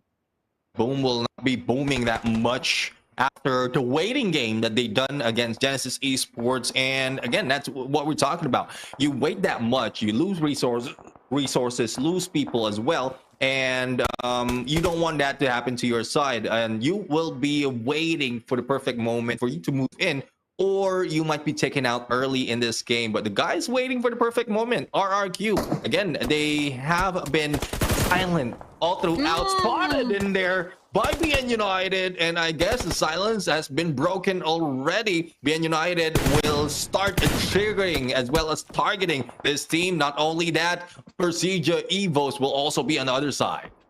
Timing, positioning. I mean, these are just some of the ingredients, for a perfect recipe of chicken dinner. So that really will matter most as soon as you guys find yourself in a very crucial position. Will your location work out to your advantage or not? But of course, we always have to depend on where the circle will land. Is it going to favor you or not? We don't know. We still need to consider, luck as a big factor as well, affecting your kind of play style inside the game. But it looks like, onto the side of Cercia Esports, they will have to move on to another location, or perhaps they're going for some resources. They would like to replenish what's inside their backpack before they head on out from this area. And Boyne Bulls, you know what? They're just waiting for Cercia to make any mistakes so far, and they are definitely going to capitalize on that one. Once you make a mistake, the opponents will be capitalizing on that. But from what we're seeing, Void Bulls only has 2 members in Cercia Esports, managed to survive, if not with 4, 3 of their players. And as we can see, they're still alive and kicking, managing to survive, getting into the edge of the play zone. And this smart move, and as well as a patient move, despite of what happened earlier on the onset of this game, wherein they had an opportunity to go for the third party, they just back off. They don't want to be part of any early engagement. They just want to get sure elimination, probably because of what they've done so far in the other games as well. But as the circle grows slower and smaller, a lot of teams right now are not risking so much. Compound against compound being taken. You, the Lions, Void Bulls, as well as Cercia Esports in the same compound, and it's a team secret from afar who's just roaming around, still probably finding a landlord that they can get a house from. 21 NFT is looking to challenge up Boyne Bulls, and this looks like they're not even aware that there is one player just camping inside this area. So that was like an element of surprise that worked to their advantage. Now it looks like Boinky over here with an S12K trying to put down players coming from 21 NFT. Let's see if he can be successful. Right now he switched on to FPS view so far. Okay, he is being thrown a lot of nades from that staircase. He was able to evade the first time. Let's see if it's gonna work out through the entirety of this clash. I mean, there's like a thrilling move coming from Boyne here right now, heading in front, but I think one has been taken down in here as well. Here comes Maxius right now, will be taken down, nade in hand, not having the guns out, and Boyne right now going in for the capitalization of the mistakes being done by 21, and the chase down, ring around the rosy, and there goes 21 NFT. Going against Void Bulls after mistakes has been done. They managed to survive, but managed to lose 2 of their players as well. I still would want to commend, the kind of movements that Boinky showed us. I mean, that was a good display of reflex. That was just wonderful. I mean, he got pushed, but he was able to actually keep it long. He was trying to counter, but it's just so unfortunate because, well, that was just like perhaps too much firepower for just one person. But anyway, jumping into Procedure Evos. Okay, so they have taken control of this compound onto the northwestern side of the zone.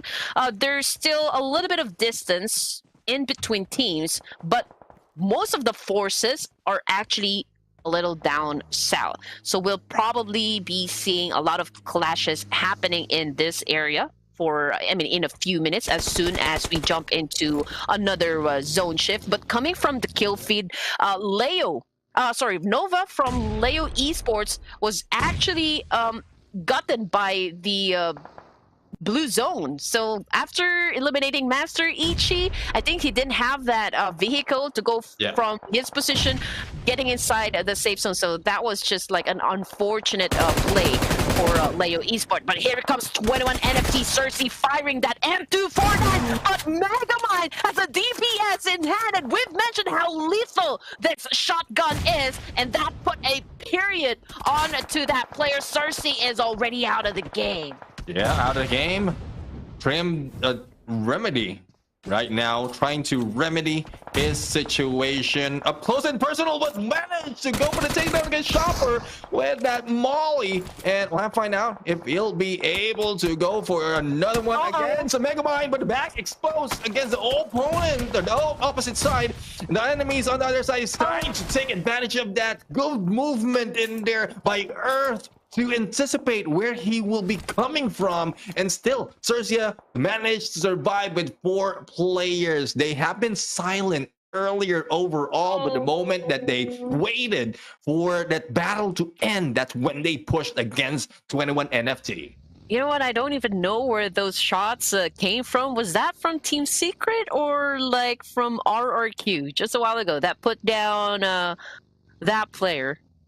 I think it's from Yudo Alliance, having it back exposed. Yeah, and the grenade was just, I don't know if it's an anticipation coming from Ertz, but the grenade was just so primed that the moment he pulled in, that's where he has been taken down. But Yudo Alliance, I think they have been taken down in here as well. Cersei managed to get 4 eliminations. Not so much elimination for the final 5 teams that we have right here.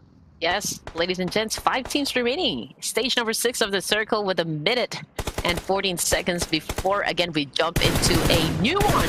Now, we got Searcher Esports being fired at by the players coming from BN United. That is a break so far. He has them on his line of sight. Next, of course, relaying all the information back to the rest of the team. We also got Team Secret, Zai, pointing his fingers onto the players of Searcha. So, man, I mean, they will have to do probably a cleanup if they want to get inside. But you know what? There's a little space. It's just that it's a little bit open. Yeah, there's a little bit of openness in the space that they're having, and the split right now being done by Team Secret is 2-2. No side for the takedown against Megamind, and this might be it for Chopper as well. Only a few HP, but managed to survive and hide behind that vehicle. But the vehicle gameplay so as can only do so much in here, and it's most in the revealing position of the other player. Taken out by Sai once again. 2 down already. Pickup not yet done against Megamind, and I guess this is a move being done by the silent and secretive Team Secret. Man, that is not a good position at all for Searcha Esports. They have nowhere to go. If they go on to the north, there's RRQ, and if they go down south, they will have to deal still with the players coming from Team Secret. And you know what, for Team Secret, it was just a lucky position for them because they really worked on assuming those elimination points. But you know what, it is not too late at all. Searcha Esports is still alive. It's just that Ertz is bleeding out there in the open. We're not even sure if there's a teammate nearby that could go for a pickup, but then again, you know what, the zone is already coming, and it will be a big challenge, you know, for Searcha Esports to get inside. But you know what, I mean, they may have an opportunity or like an opening because Team Secret is right now battling it up with the players coming from BN United. Break goes in for the attack, DBS on his hands, but unfortunately he gets tagged, and Persija Esports also losing some members. Porsche still alive, got the job done, finished someone coming for Persija with a DBS, and now Porsche is trying to do a massive spray down against Rosemary, or this is Misery rather. Misery cooking up that nade. Oh, looks like they're gonna have an exchange. Misery was able to evade that attack, and now he is ready to get inside this building to finish the job, gentlemen. 1v1 situation between Persija Evos as well as BN United, Porsche and Misery. Let's see who will be hitting this nade. But no, it is Persija. Eva's misery with a gunshot distraction, pulling him out onto the nade, and they managed to get 5 elimination in this game. Team Secret, though, Zai has been taken down on the gunshot, and they are in here trying to pull him in and revive him. RRQ on the other side, still under vision. Surge Esports, RNG, just waiting for the opportunity. Earths has been revived, though, despite of their position in the zone, and all they have to do is be quiet and not to make a move. They have a good chance to survive a little bit longer. Well, you don't want to make an enemy out of misery because he is going to come after you. But anyway, 4 teams remaining. These are the final 4 teams for our Erankle match. And again, this is the 3rd match. Now here comes Zai with an attack against Zersha Esports. And now that was the end of the line as Persija Esports puts a stop on Search's momentum. And that brings us down to 3 teams remaining. These are the current position of our teams. Team Secret, they have the compound to themselves, so pretty much they are safe. They have that advantage. Same thing goes for Persija Esports. Now, RRQ needs to find a way to get in safely if they want a chance to grab that chicken dinner, but so far, it is a little bit open. Yeah, it's a little bit open, and they are on the side of the blue as well. 1 guy or 2 guys remain for the side of Persija Evos, and they will be the next target, or the trajectory of RRQ is towards them. No, Misery has taken down their Peko, and it is now down to 2 players for RRQ. Misery now just waiting for the opportunity again in hand, and next link right now for the hit. It is Misery who cleans that up. And there goes RRQ being taken down. Team Secret for the rush. 1 has been taken down. Both Tracer in here moving in onto the other side. But there goes Zai for the takedown. But it is Team Secret who gets this winner chicken dinner. And I would say 1 point goes to me in terms of that prediction. Oh my, oh, you're right. Oh my goodness, you're right. Oh man, this is a big surprise indeed. I was being very careful with my team prediction. I'm always considering the numbers that they put up on the scoreboard, the statistic, everything. But you know what? This is the surprise that we have been waiting for. Team Secret finally getting a winner chicken dinner in Erankle for match number 21, setting up a total of 15 points for this game. Oh my goodness. I mean, it's again, it's not just well, it is lucky that I was able to choose Team Secret, but the gameplay that they did is so passive. It's not so much of engagement, and they just choose their fight. And as we can see, Zai is the guy who made those things happen. Imagine the pressure that he's been putting in against Surge Esports. Every knockdown, every pressure, every takedown that he's doing in there, not losing sight, not losing focus. He is one guy who you don't want to be in the crosshairs in, and the rest of the teams as well, because we saw how well they positioned themselves. It was a 2-2 split, 2 on the inside, 2 on the outside of the compound, until the moment that the circle closes on them and they gather together for that final battle.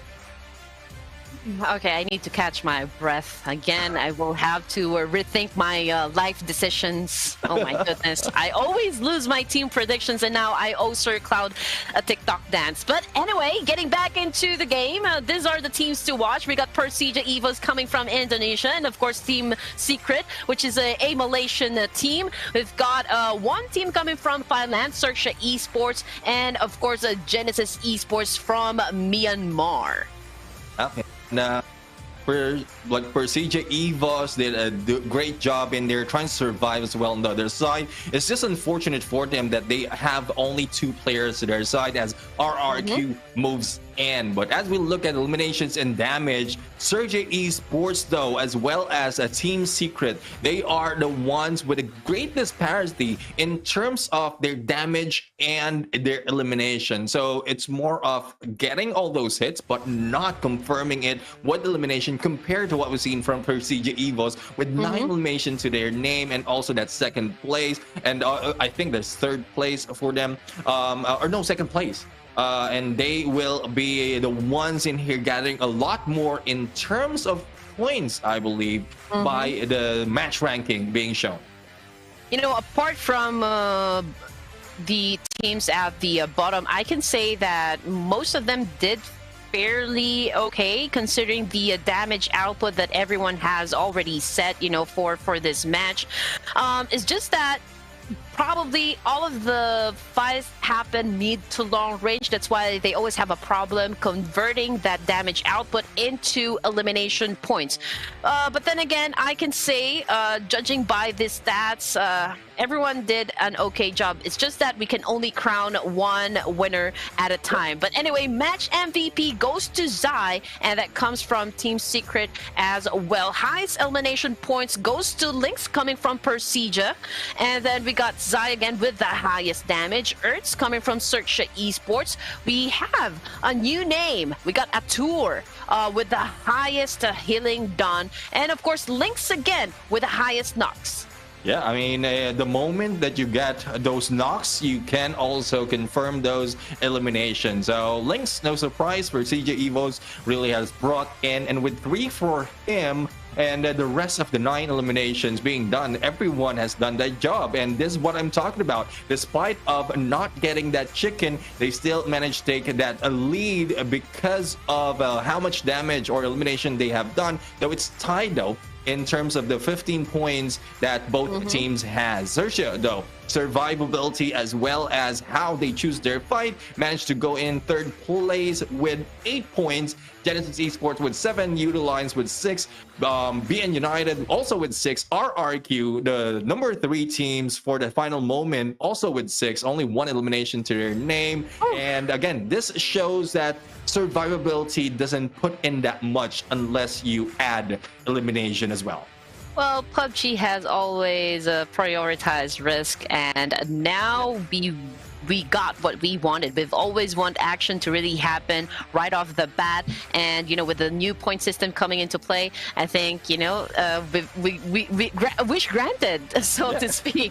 But anyway, with the amount of throwables used, I mean, this is something that I always find very impressive coming from you know, South Asia and Southeast Asia. I mean, they really utilize everything, especially with like the nades. They would want to weaken the defense first by breaking their armors, you know, with those explosive, and then flushing them out from building, or like flushing them out from certain areas, and then that actually goes in for the kill. That's the second move that they will do. If the defense is already weak, then that's the right cue for them to push in and seal the deal.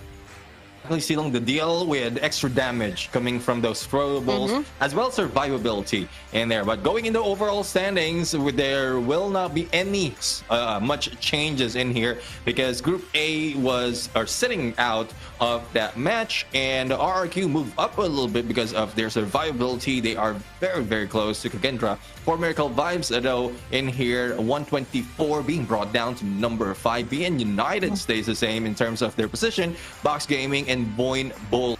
But as we see, Searcha Esports tied up to that number 8 spot. Leo Esports has been pushed down in here, but on the 10th for CJ Evos moves up 4 spot in here after that survivability battle. Alter Ego, though, as falling down a 2 spot. Team Infinity 1 up on 13. 21 NFT Esports down on 14. Udo Lions 1 up on 15, and more GPS 4 points down on 16. So a lot of changes will be happening because of how close it is on the total points between all of the teams from 9 to 16. Well, that is right. And we also have to like put a little spotlight on the players of Kagendra. I mean, they've managed to land at the 3rd spot, pushing 4 Miracle Vibes as well as RRQ down another spot. So that is a big improvement, and this guy's not disappointing their fans in the comment section. So how about you show some love and keep on cheering them down below? Exactly. Put in the comment section which team you are cheering for, and all fans out there. Again, it's more of again, you might not think that there's a lot of happening if you support call this team, but you don't know how manifesting and thinking that a team will be doing well can do. I mean, imagine me. I just thought of Team Secret taking the winner chicken dinner, and they did. So manifestation does a lot of things in teams who needs all those effort. But there's not so much of effort that will be happening right here because all you have to do is sit back and hang tight because we're going for the quick break. We'll be right back.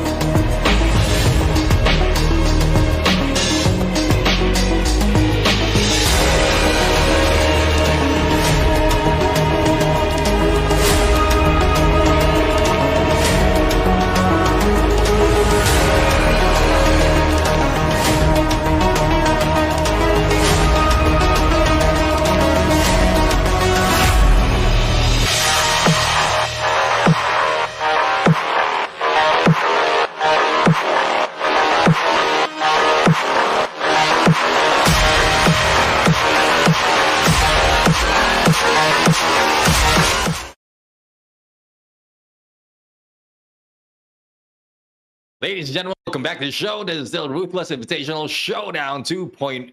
I am Neptune the Gem Garcia. Together with me is the one and only Red Queen Gaming. And earlier, we just saw a great Erangel battle. I mean, we saw passive-aggressive approach by all these teams, and some worked, some didn't. But this is something that really excites us because unexpected things are happening all over this game. For these matches, we have Box on the first match of Erangel taking a winner chicken dinner Kagendra on the second of Miramar, and Team Secret, one of my prediction, managed to get that Erangel winner chicken dinner, Red Queen. Oh, yes. Oh, my goodness. Okay, we're back into this again, wherein we have to make our choices for our team prediction. And we would like to welcome back, of course, Group A, which is Stalwart Esports, Alter Ego, T2K, DX Xavier, Cage, Box, Morph GPX, and, of course, the ladies coming from Bigatron Ace as we step into our fourth match this evening, halfway through this competition. I mean, these are the final 3 games wherein all of the teams really need to perform, really need to rack up a huge number of points to stay on top of this tournament. And now, gentlemen, you've made your choice a while ago. You picked Team Secret and you won. I don't know why it's not working out for me. What am I doing wrong? But anyway, we're going to be choosing someone that does very good, you know, on the side of Miramar. This is going to be Group A versus Group B, and we'd like to mention Box Gaming, Kagendra, DX Xavier,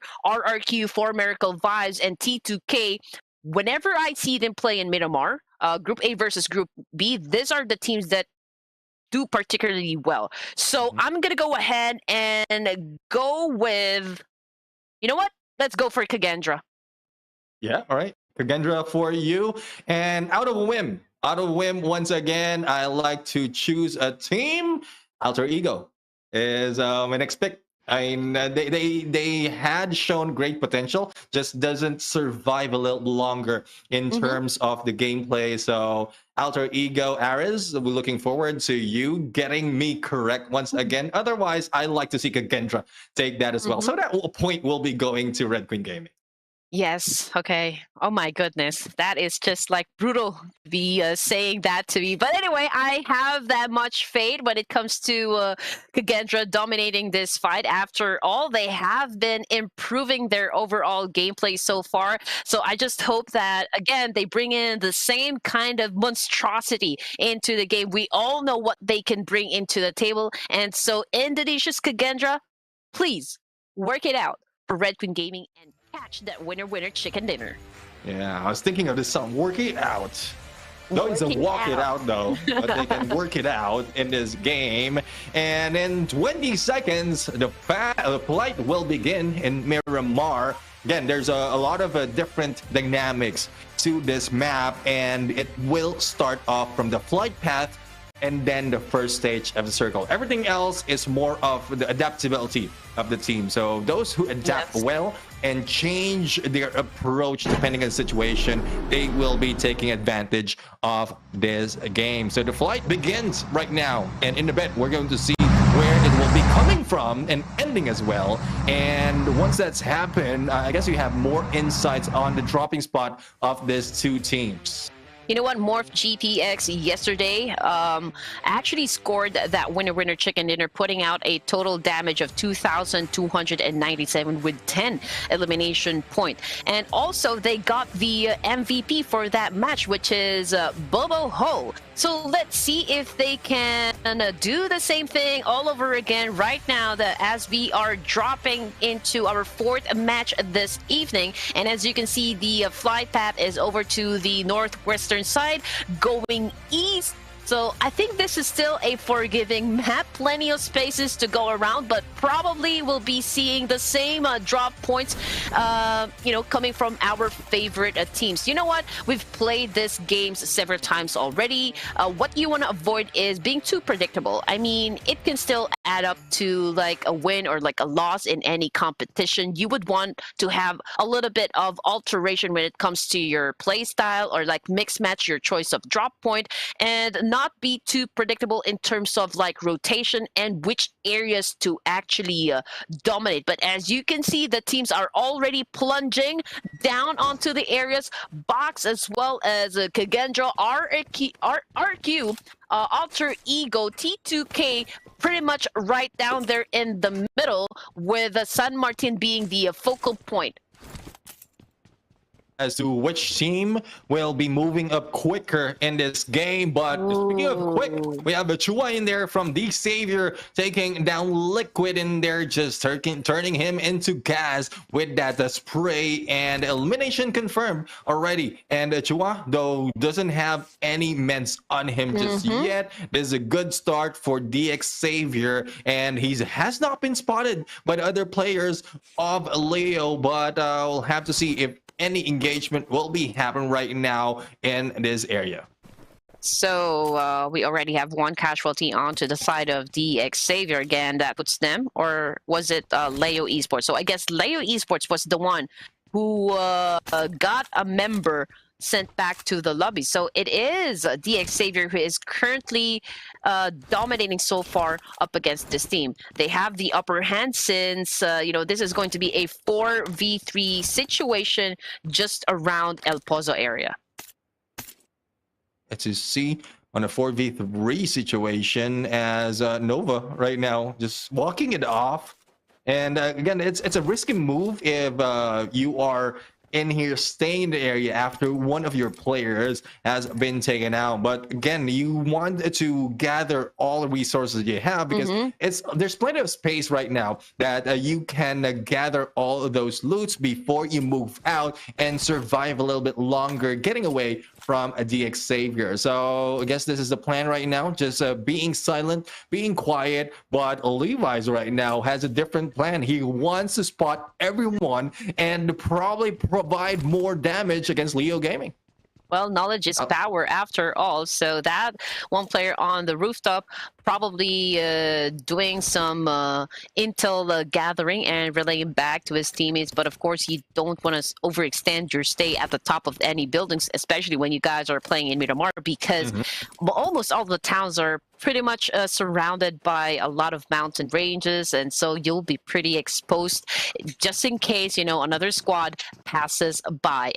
And when that happens, well, you are in big trouble. But anyway, jumping into this part of the town, we've got Stalwart Esports, and it looks like there's a high chance that they will collide again with Team Secret. But it looks like, you know, with the position that they have, it is possible, you know, for Team Secret to actually pin them down in the middle. 4 corners of the area has been taken by Team Secret, while it's a 2-2 split for the side of Stalwart Esports. But moving into the area of Cercia, they have spotted a few in here onto one side, and this is Morph GPX.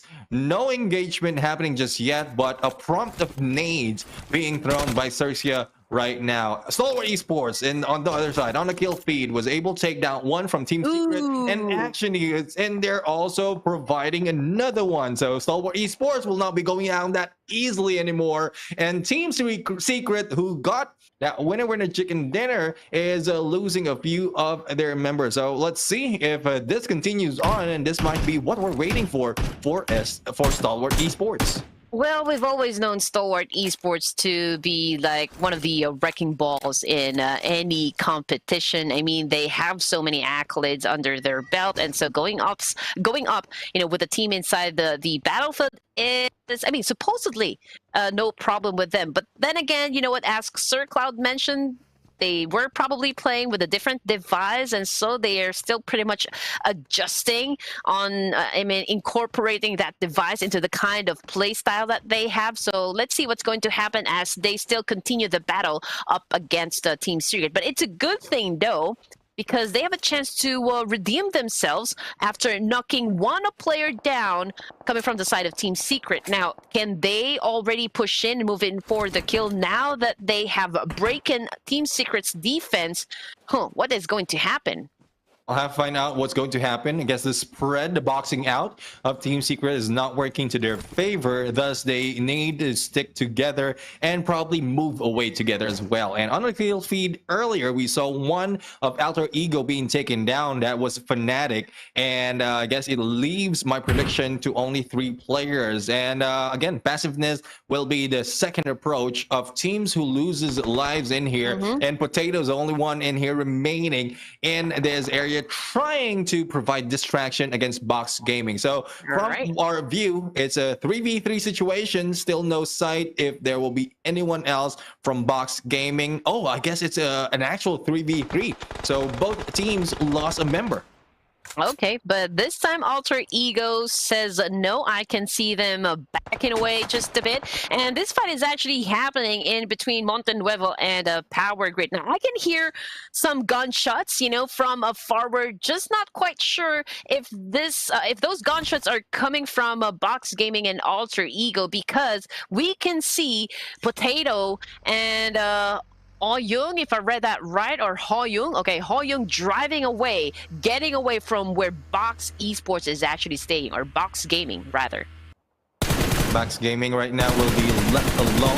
Thursday Esports, on the other hand, trying to provide a lot of pressure against Morph GPX. And Morph GPX just driving easy, though damage is being received and vehicles might be exploding in a bit. Managed to survive that gameplay, but this will not prompt Cercia Esports to push that easily. Again, some of the teams had potential of only going for the push unless a knockdown has happened.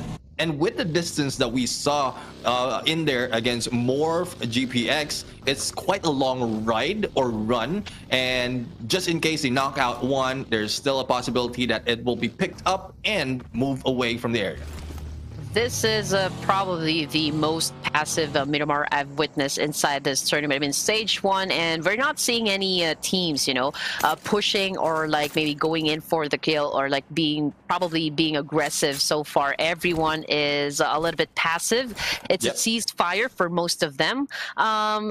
And if we're going to be looking at the map overview, we've got T2K as well as Bigatron very close with one another. But of course, T2K also needs to be aware that N21 NFT is also making their way into the circle.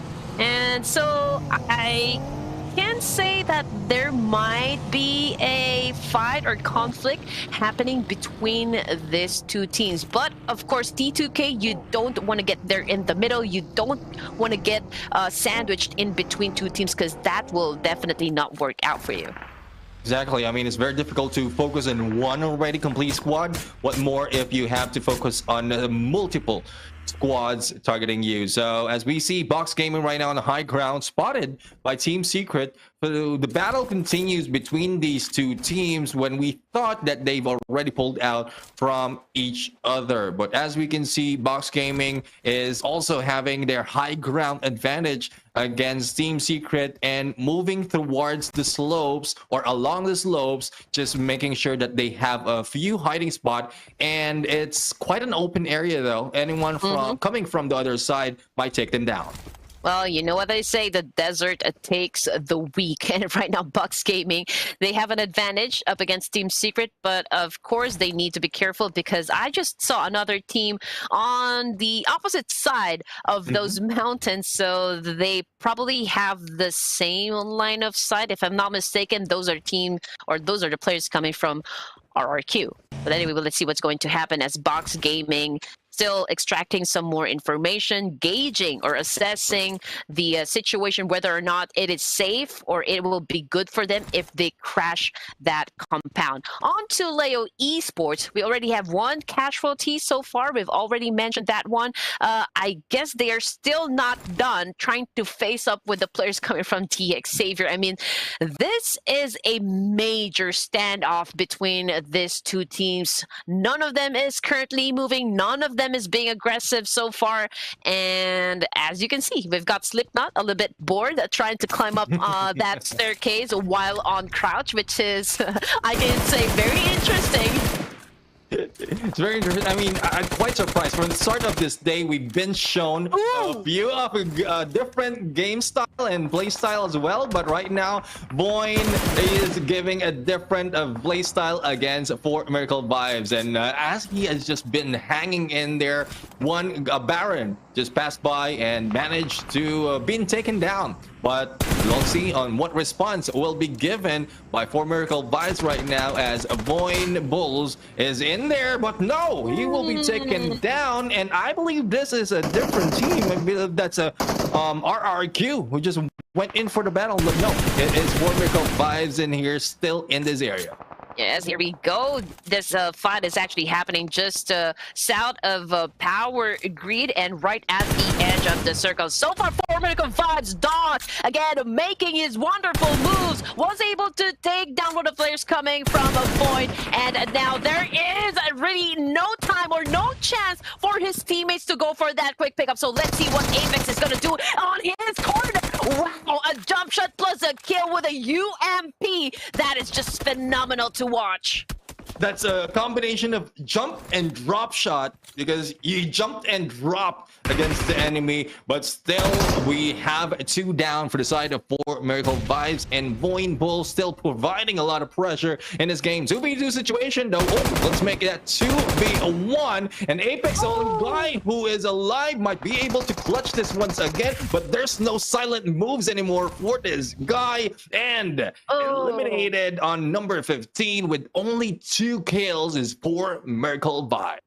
Man, oh man, I mean, we've always known 4 Miracle Vibes to pop off, during the last few rounds, but it is going to be tough for them if it is that's going to still be the story, for 4 Miracle Vibes. I mean, obviously there was a decline in terms of like a firepower onto their side, so we don't know what's going to happen or how they're going to end up, or like from what position are they going to end in this tournament.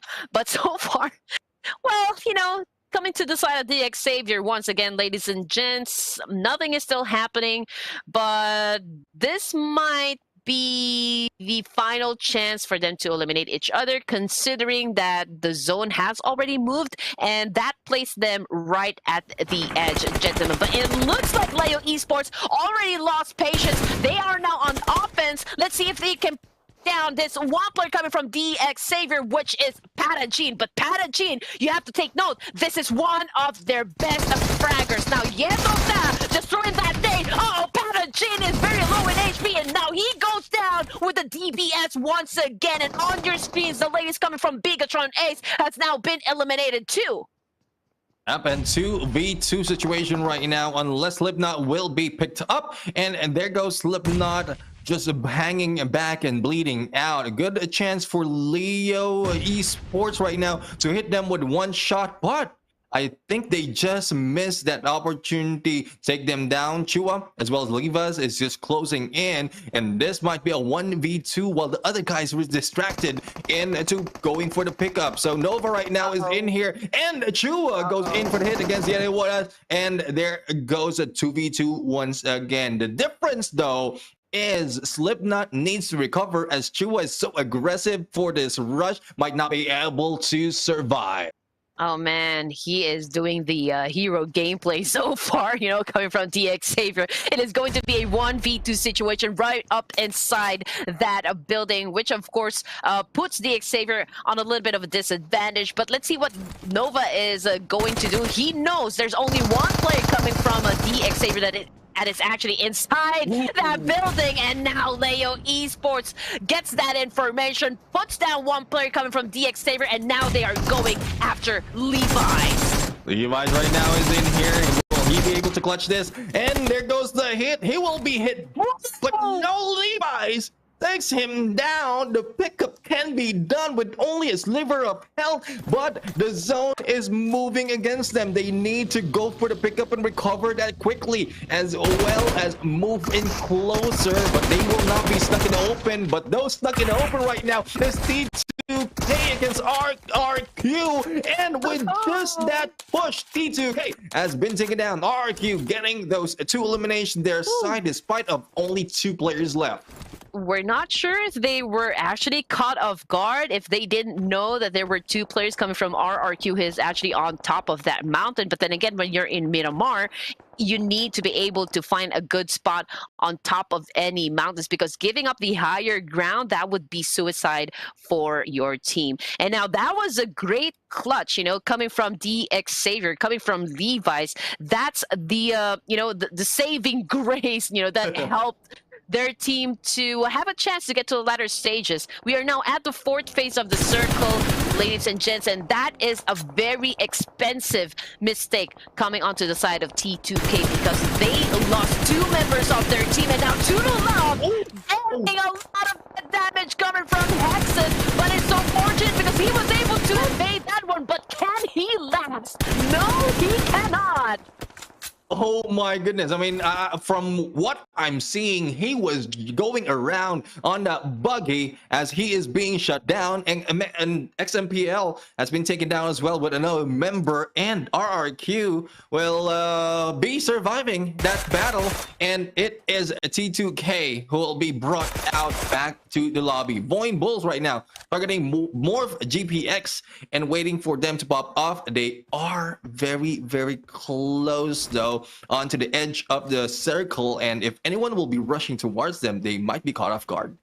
Well, we got STE for a change on the top of Miramar with a complete set of players, so that puts them on a little bit of disadvantage. But although I think I spoke too soon, I may still have Jinx. the caster curse. Oh my goodness, they're getting a lot of shots, and right now, oh man, this is not good. This is not looking too good onto the side of Stalwart Esports, gentlemen.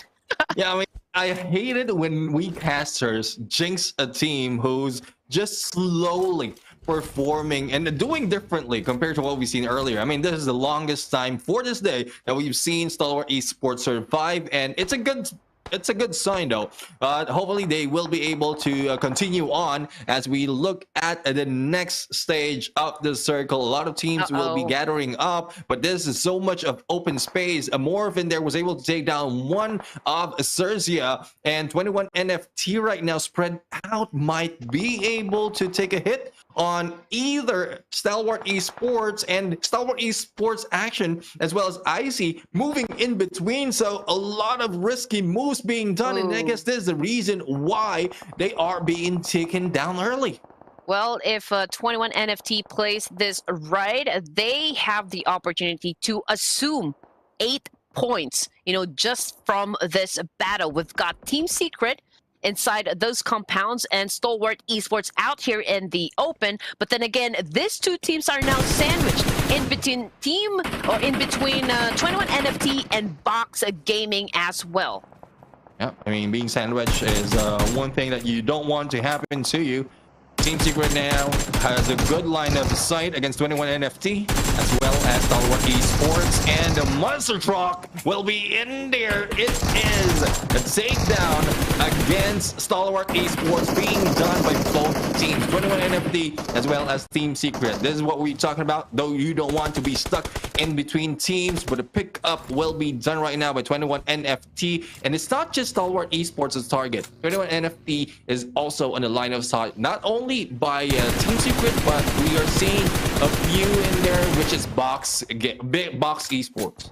Okay, we got Cersei over here making that vehicle explode. Of course, he would want to shut down players coming from Team Secret and make sure that they won't be going anywhere. But there you go. Stalwart Esports has now been eliminated. Man, I mean, can this guys take a break so far? I mean, no good games whatsoever for Stalwart Esports. And now Twin NFT, they are enjoying, of course, all of the resources provided by that team, searching or ransacking the boxes. The bot is over to the top of that mountain. Now we've got Team Secret still right down below inside of this compound, and now they are probably gauging what to do next or what the next steps may be, because they are being surrounded by a lot of squads in this specific area. And if we're gonna look at the board, we already have like DX Savior, RRQ, T2K. We've also got 4MV and BTR, as well as Leo Esports. They are no longer inside this match. This is already the 5th phase of the circle with 8 teams remaining. And with just 2 seconds before the zone closes in, where will it land? We'll have to find out where will it land, and dead smack in the middle once again. Kwang is in there in the middle though, and Truong Zin is on the edge. So this split up is giving them both sides of survivability, and hopefully either one works for them. But Alter Ego right now is in here just trying to survive as well, staying in the edge and also on high ground. They might be engaging Kagendra in a bit, but just in case everyone pushes in, they will be stuck similar to what we've seen earlier on Stalwart Esports in the middle of 2 teams. Cercia, on the other hand, they have a good compound to hold and they can stay in there, but more GPX don't have so much and they need to move as well in a bit. Well, if you are in a battle royale, you need to be able to make a good decisions inside the game, and quick too, because all battles happening fast. It's happening right now with NFT and Boyle Wolf just taking damage. He needs to take advantage of those not be hit by bullets being his way. 21 NFT though, this team is showing domination up against Void Bulls, obviously right at the edge of the circle, and this is all happening just right outside Montenweffel. Yeah, and they're just hanging back onto the edge. And one good thing about them is they have a vehicle to their favor. So after the engagement that they have earlier against All Our Esports, they managed to move past these Team Secret, move towards this area, might take the advantage against Voin Bulls, but that will depend on who will take down who. On the other side, Alter Ego was able to take down Team Secret, and Zero is in there stuck in the middle, and there's no way for him to get out. Box Gaming, on the other hand, Kwang Ji has stayed in here for very long, and Truong has been taken out in there from the outside.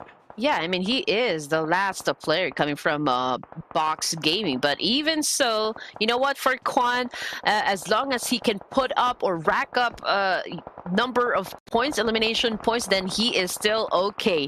Now, Alter Ego Airs, it looks like they're doing well as you know, as they go through battles inside this map. This is already the 6th phase of the circle. Now, jumping back to Kagendra, okay, it's a little bit difficult to get inside because obviously it's so open that it exposes them to players coming from Alter Ego and Quan from Box Gaming. But here comes the attack coming from Octa, but Octa goes down. One of the players coming from Kagendra goes down as well. Frenzy now trying his best to actually eliminate players coming from the opposition, but let's see what he's going to do because there are only 2 players remaining active onto the side of Kagendra. Now Frenzy throwing in that nade and checking out if there will be other teams that will be pushing his way.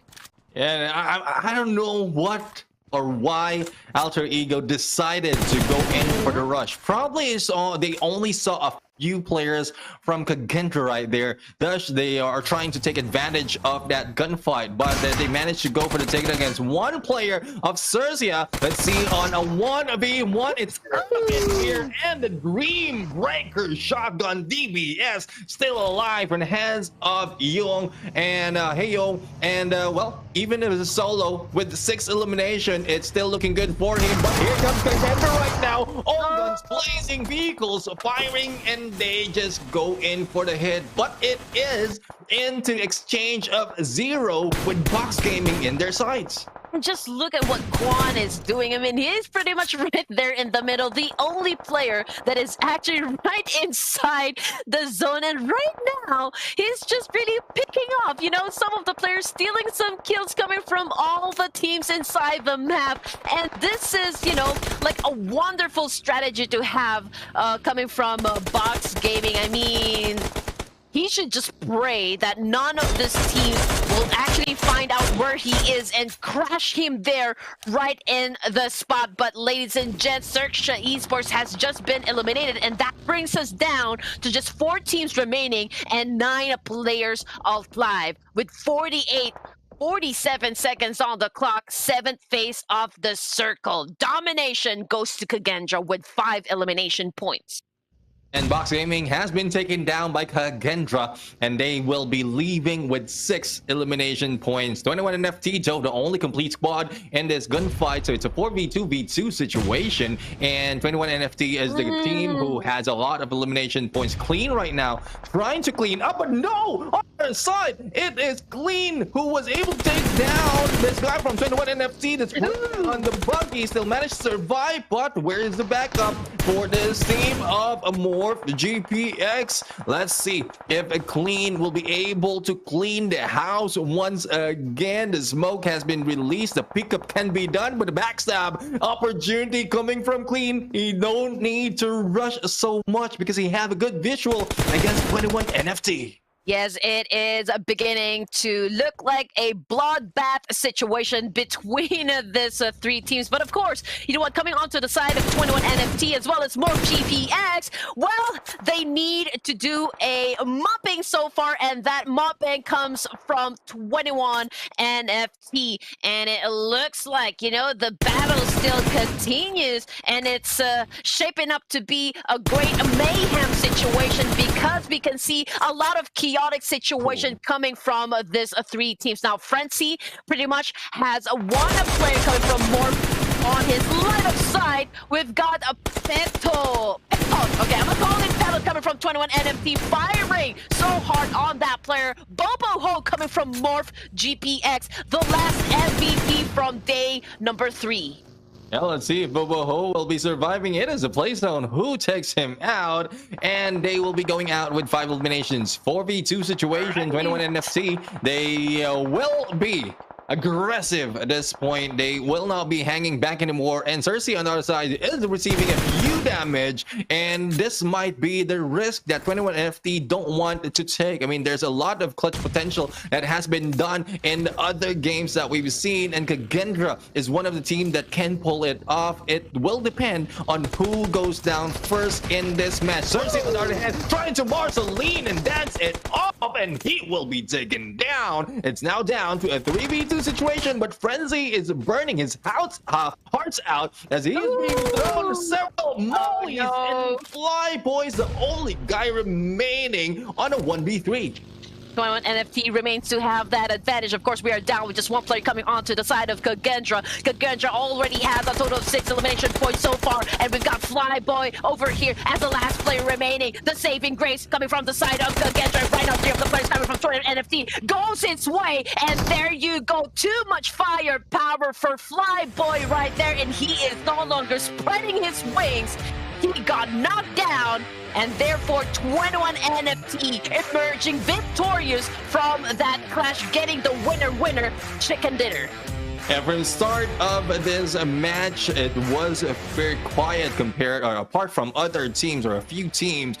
And this is in the mid of the game where 21 NFT started it off, taking down Stalwart Esports, and from there taking good position as well as bringing down a lot of teams. 10 elimination to their name, and together with a winner chicken dinner points, they will be getting 20 for match 22. 1797 for the total damage. And with this Miramar, we'll have to find out if there will be other changes in the leaderboard after this game, because so far a lot of teams who we were expecting to get that winner chicken dinner or probably a lot of points did not, and those unexpected ones again did so.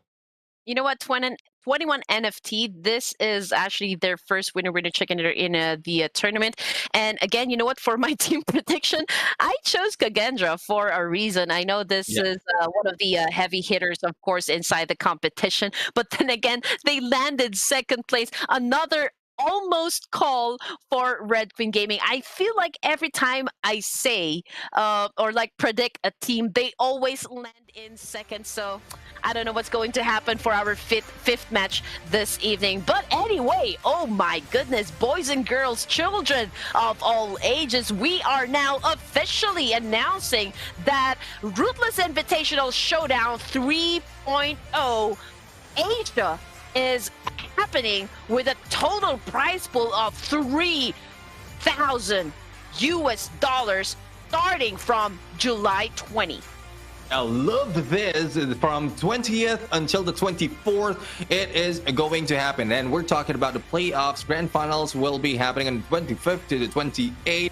And again, we're not even done with 2.0, and 3.0 is being introduced. I love how it's playing out this time. And I guess with this set, it's pretty much similar to what we've seen so far in 2.0. So doesn't this make you excited, Red Queen Gaming, as well as the fans out there is viewing this? Oh, yeah, definitely. I mean, Ruthless really puts the hype in every tournament. That is why they are called Ruthless Hype Esports, right? So if you want action, Ruthless is gonna give it to you. So it is now time for you guys to register for this tournament and again, prove yourselves to be the best and take the crown as the top dogs in this competition.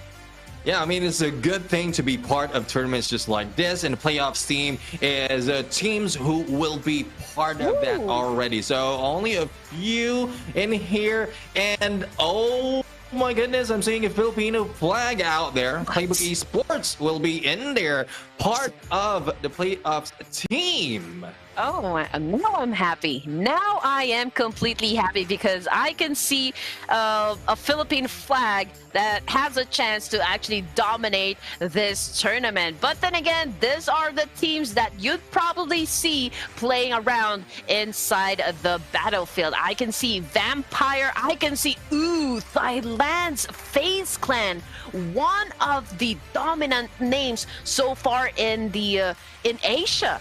So we also got, a player coming from DBD. Okay, I can see that one. So it is going to be a pretty interesting Ruthless Invitational Showdown Season 3.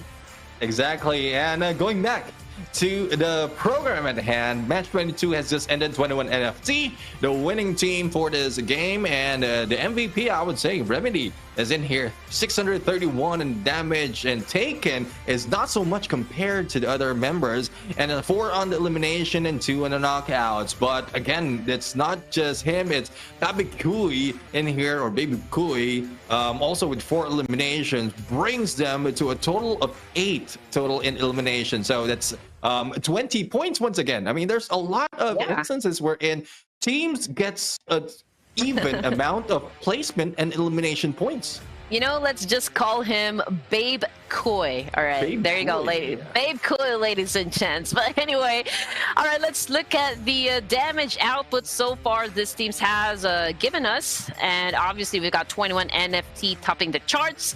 But also, we would like to put a little spotlight on the players coming from Alter Egos once again. And Kagendra doing an awesome job with the damage output so far when it comes to performing or firepower. I mean, this team's pretty much still hard clutching, if you are going to ask me. Now, match MVP, we got Hoyoung. I hope we are not butchering your names, but I'm gonna try my best to pronounce it correctly. Hoyoung, match MVP for our fifth. This is fifth. Is this fifth or fourth? Fourth. This is a fourth, yeah. Fourth game. Okay, fourth game for our day number 4. Yep, and 6 elimination to his name, 889 on the damage. And imagine, only 1 throw will use in this match. Now, Alter Ego, my prediction, though they did well in terms of the gunfight right now. Highest elimination in this game, as well as the highest damage. But we cannot take it away from 21 NFT. They have the highest assists as well as highest healing done. And back to Hyung, who has the highest knock. So out of the 6 knockout, he was able to go in for the elimination. So there I have it. After the match, these are the players that you don't want to face off, especially in Miramar. But later on, we're going to see how they do in Erangel. But for that match ranking, as mentioned earlier, pointed out, 20 points will be taken by 21 NFT. Kagendra will take 12 points in balance on a rank points as well as elimination. Box Gaming, I guess survivability with 1 player managed to get at number 3 spots and 10 points as well, similar to Morph GPX. Oof. Oh my goodness. I mean, these teams are really giving us an explosive gameplay so far as we are nearing the end of this competition. We still got 2 more games, ladies and gents. So I hope you guys are enjoying the show. I hope you guys are enjoying our hype casting, just to give justice, to all of the genius gameplays that you guys are being showed this evening. Yeah, exactly. Going into match standings right now, there was a total of 55 total eliminations, 62-24 on the healing, and 52 on the knockout. So out of the 52 knockouts, 55 has been elimination, and the rest has only confirmed. But as we move in onto the zone analysis, this is where the teams has been moving in there, and we are looking at 21 NFT. So they went in for the far side, move in closer, and they put themselves on a high ground as well on the northern east side of the circle. And from here, they just move slowly, taking away everyone inside as they push in into the middle, and edge gameplay is working for them. Right.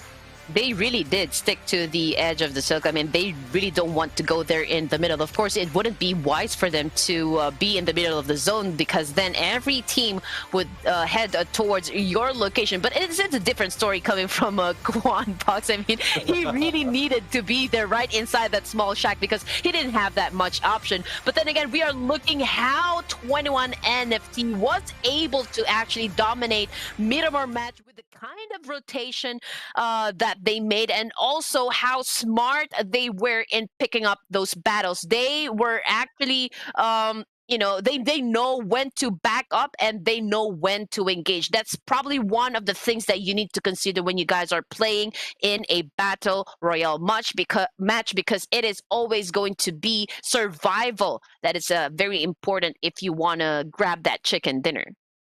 And well, there you have it for the fourth match of today. We will be right back for the fifth match, so don't go away.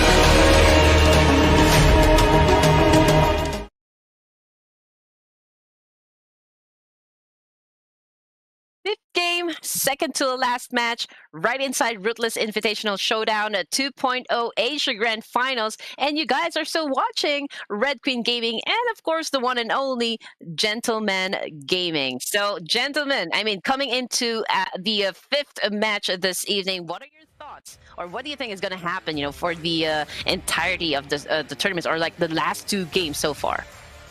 I really couldn't tell anymore what's going to happen, because as we look at the recap on all the four matches right now, these are the teams who were not who's really not part of the top four, and this is probably because of them just enjoying the game and trying their best to go back into the basics in the winning games. And I guess we couldn't tell anymore as to who is going to get the next winner chicken dinner. This is now Group A and Group C, and I guess with a prediction, it will make it more difficult for us to choose, because again, there's no pattern that's emerging right now apart from T2K and Kagendra doing well in most of the matches. Do I need to make a pick? Do you seriously want me to take a pick, gentlemen, and you guys out there watching? Because I feel like I'm jinxing it all the time, Every time I say a team, they always land at the second spot. But you know what? I will have to agree with you. When it comes to a wrangle, this is Group A versus Group C. It's Kagendra, Box Gaming, Morph GPX, and Persija Esports that's doing quite okay, in every match. So if I'm going to go ahead and choose another team, oh my God, I'm so sorry, but I will have to go with Box Gaming this time. Who knows? For me, I'll be going back to DX Savior. Again, it's just top of mind. You mentioned it, and I saw it as well. So all that together, apart from the performance that they did earlier, I guess they have better chance this time if they make a few adjustments.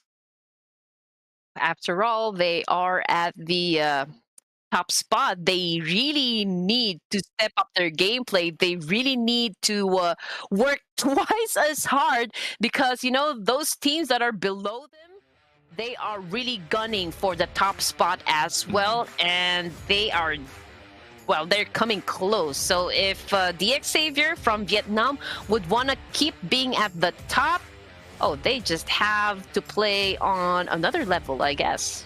Yeah, I mean, they are starting out good because of the positioning that they're taking on the onset of the games. And once, like, if they can work on rotating better compared to what we've seen earlier from Pochinki, they can be a little bit cautious, probably start off stage 4 before really engaging and showing their aggressive side. But we'll have to find out. I mean, there's no stopping them if they want to go for aggression, but there's no stopping the flight, as well as we are going back to Erangel, the El Clasico map of Pubg Mobile. And well, we'll have to find out if there will be any thing that will change our mind or surprise us in these matches. Well, for your choice of team, DX Savior will probably head on I think Pochinki, if I'm not mistaken, but I have a high feeling they will be dropping around Pochinki area as well, given the flight path that we have, very similar to those of the previous matches.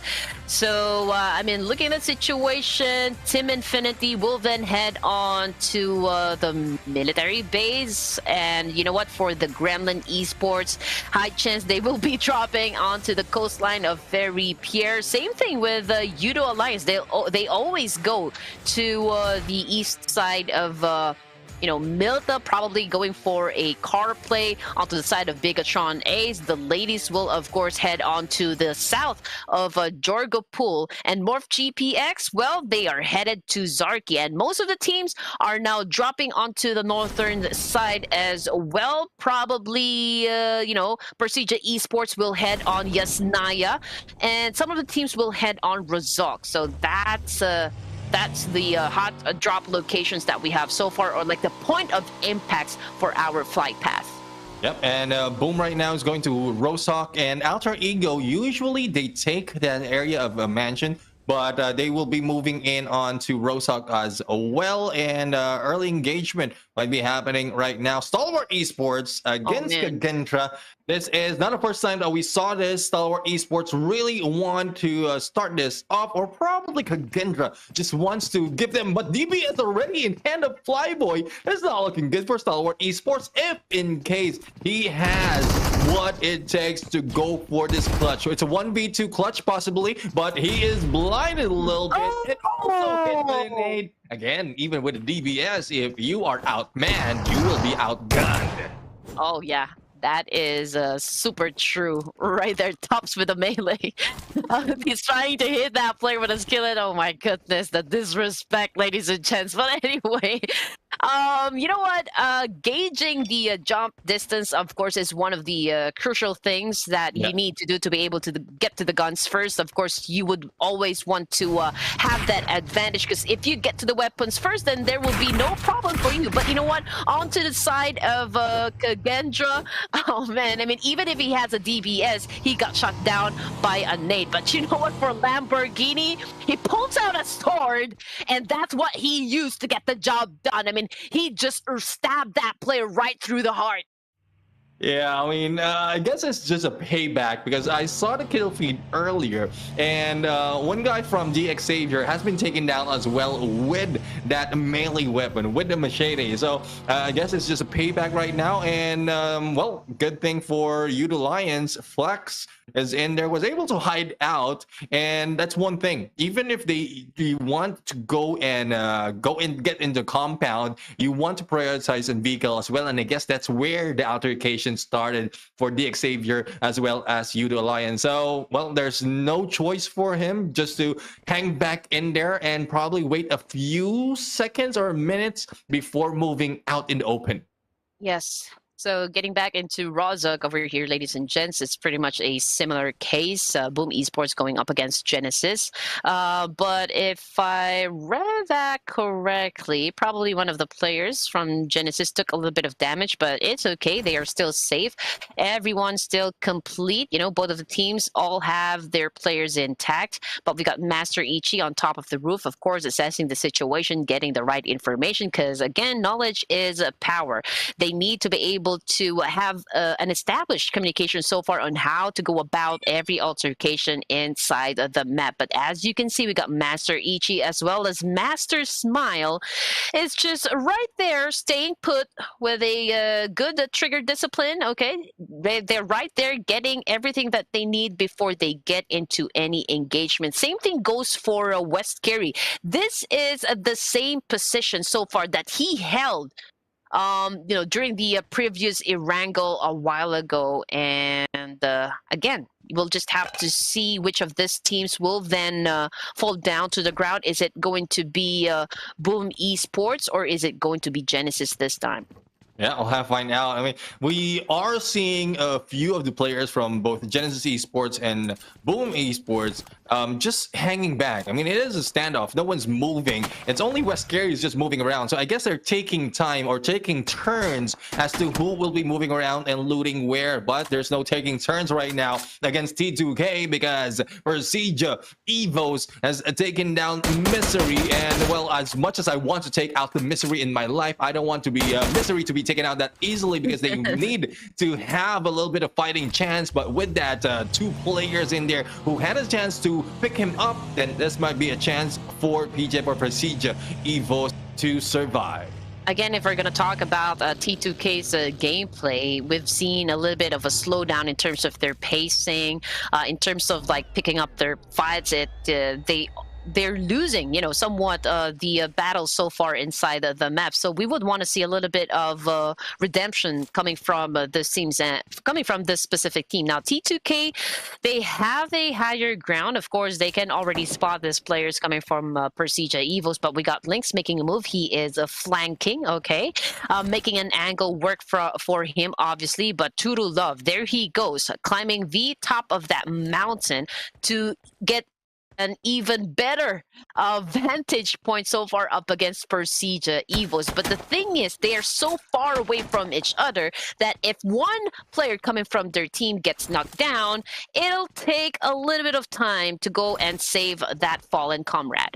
Yeah, exactly. And well, hopefully this has been planned out carefully before being executed. But it is what it is. True Love is so confident with his capacity on going in and there and getting away from a teammate to get those better position. Boom, on the other hand, is still trying to fire back against Genesis Esports. So West Carey has moved in together with Master Smile and Master Ichi, but they are being boxed out by Boom Esports right now. One good nade can start the trigger in this fight, and I love what is being done right now on the step capability by Boom Esports. Pwnbit is in there a little bit too far.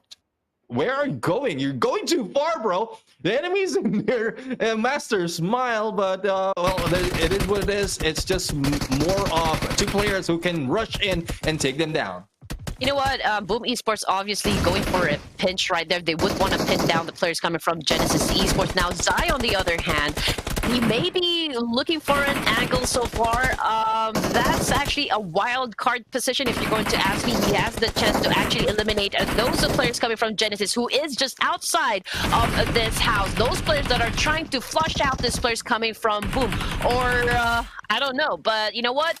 Boom Esports taking in a little bit of that damage from the nades that are being thrown that way. So let me just correct myself. It was Zai coming from Genesis that is a bit far from the rest of the team. And he has the opportunity, of course, to take down any player that exposes themselves right there in the open. But XMPL goes for that revive as they, well, eliminated Persija Evos. Yeah, they did. I mean, I guess the flank is good, getting that position from Turlov is prime for their success. Onbit, on the other hand, was able to go in for the backstab. He did take a long road, and I guess it's plenty of time or enough of time for them to go for a rush in. So West Carry as well as Master Ichi right now on a 2v4 situation. West Tool takes him down and goes in over the side, and Yummy will be almost taken out of this game. It's a good thing the backstab happened in there quickly and the pickup can be done. Genesis Esports has been taken out on 14, and 4 points goes to Boom Esports. You know what? That was a good anticipation coming from the side of Yummy. That pre-fire was beautifully done, beautifully executed coming from Boom Esports, and now they have managed to, of course, eliminate the players coming from Genesis, and that brings us down to just 13 players remaining with 45 players inside the game. Now, the first two teams to go out would be Persija Esports and, of course, Genesis. And if we're going to look at the chart, we've got Boom with 4, T2K with 3 elimination points, 1 each for Stalwarts, and of course BN United. Same thing for DX Savior for elimination points. GSM with 1 point, and of course, last but not the least, we've got Udo Alliance coming from Malaysia with 1 elimination point. So far, those are the standings, ladies and gents. And Youth Alliance, the 1 elimination points that they got was from DX Savior. And Gremlins right now is in here trying to defend themselves against Alter Ego. We'll have to see if anyone will be taken down, and they might be heading into the tunnel right now. Oh, shot! Almost Rowdy being taken down in there, and only a sliver of health before he pulled out. And man, that is Young in there, just showing that why he is one of the MVPs from previous matches. Yeah, that was a close call for Rowdy. I mean, he felt his head moved, you know, from that shot. He almost got his head popped right there. But anyway, he survived, so he's okay. Don't you worry, fans out there. Calm down. Anyway, 13 teams still. We got Box Gaming over here. Of course, this is my choice right now, and it looks like they are a bit dominating. They have the advantage compared to the rest of the teams, considering that they have already put up a total of 4 elimination points. Now, DX Savior has the same number of points, but what makes them a little bit on the disadvantaged side, because they lost 1 player already in the game, so that puts us with just 3 players left on the side of DX Savior. And now, ladies and gents, for our map overview, we've got Box Gaming coming in from the northern side of the map, and it looks like they might clash with, of course, Alter Egos, Gremlin, as well as T2K and BN United. The teams will be meeting up in a bit, and for those who are hanging back, I mean, Bigatron Ace will be hanging back, I guess, with the presence of other teams. They don't want to go out in the open early into that movement, into that rotation. So let's see on how it will work for them. And being United right now taking on Rig from T2K, and this might be a long-range engagement. A pickup can be done, but you don't want to risk it, especially with being United just roaming around, even taking the tunnels. And let's see as to how this will end, because in the shelter, they are just safe in the middle, or probably close to the middle of the next play zone. But Gremlins right now, Memo didn't get the memo that there's 3 players, 4 players in front of him. He might be spotted and taken down, and the teams on the other side, or the players on the other side, is too far from them. But it's Rowdy who will be taken out again. It's Alter Ego Octa who took the shot, and it is the start of the battle. Not looking good for Gremlins. And again, Team Infinity versus 4 Miracle. Sorry, that's a DX Savior. DX Savior with a jump shot and a shotgun kill as well. Brigade is really racking up some kill points right there. He goes into that small shot. Okay, backs away a little bit because he is low in HP, and Levi's is taking in position, but he goes down as well. 2 of the players remaining come from DX Savior, Paladin, and Lamborghini, making it work for them. Lamborghini throws in that molly, And down goes Nier coming from Team Infinity. And now they are eliminated out of the game. But of course, we have a new challenger. Those are the players coming from Boom Esports. Now, the Xavier, they haven't had the time to reset just yet. And Boom Esports, of course, will take advantage of this fact. Arjun right now with the DBS, good defense right there, but Yummy has been was able to spot Levi's on the other side. Now it's a 2v4 situation, and Paragene is still bearing that DBS. Lamborghini, on the other hand, is on his S12K, I believe, but Movie Sports was able to take down Paragene, and the response is not so much, and the pickup will be done. The Xavier, 7 elimination, but ends up 12 points.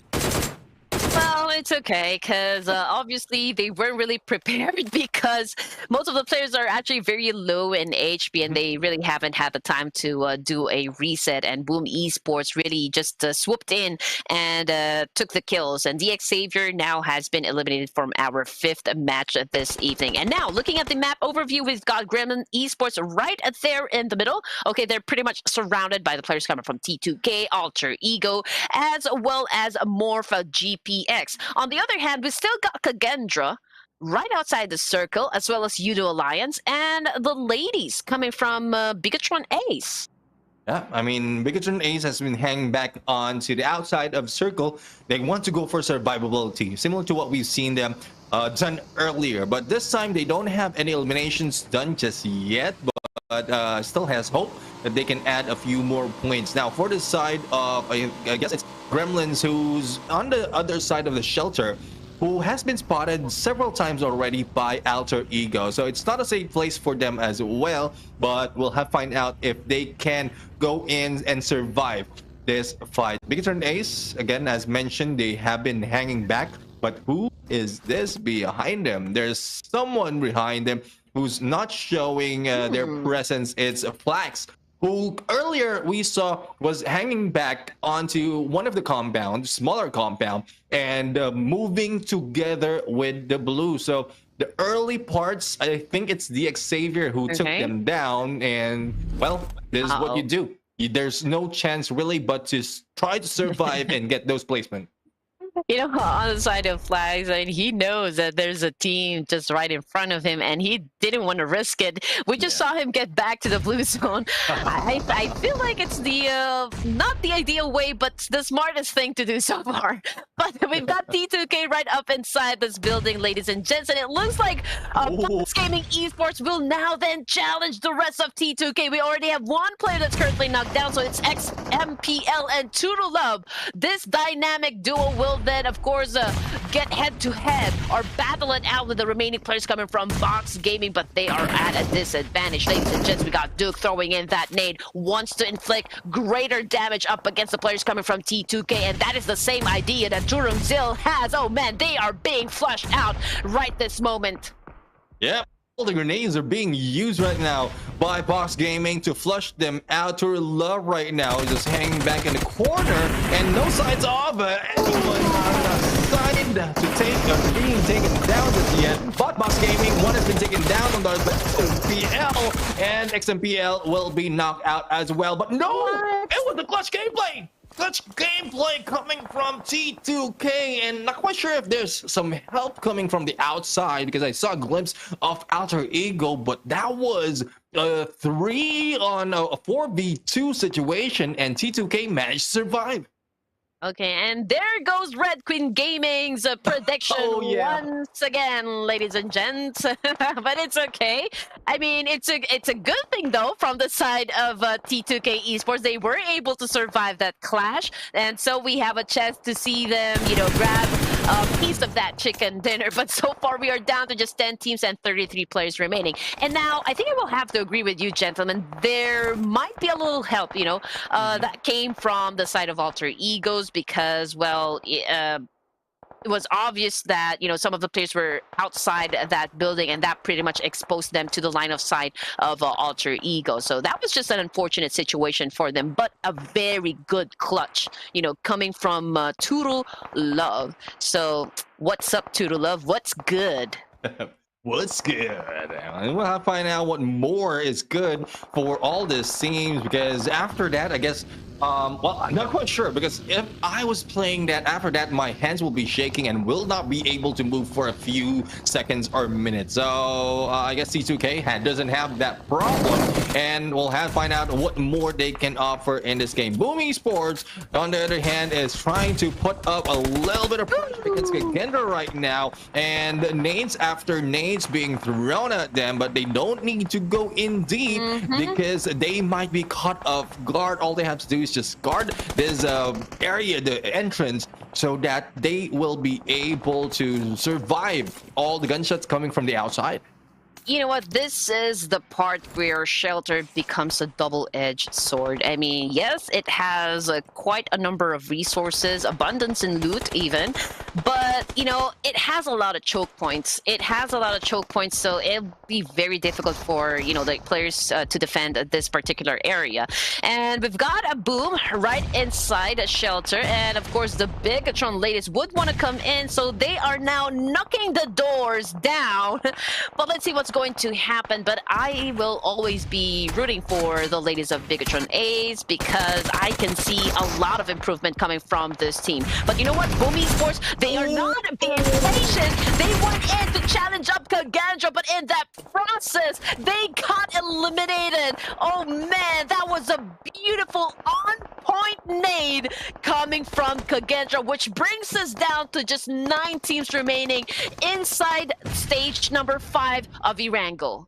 Yeah, I mean, I don't know what decision is best for that.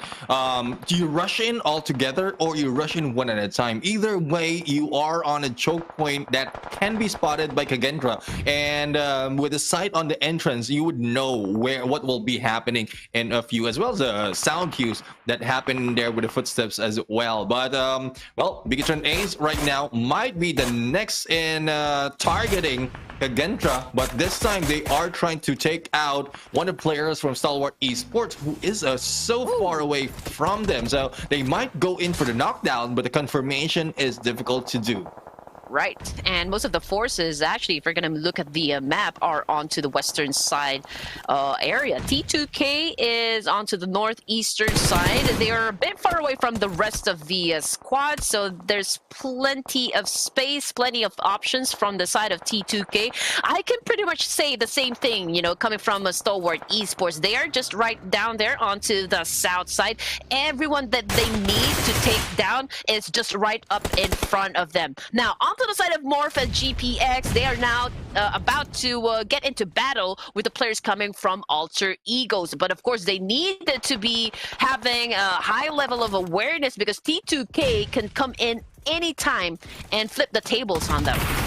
Definitely. I mean, the distance that T2K has is so prime that they can hit the surprise button, but there's no surprise right there. We have Morph GPX being taken down because they are off.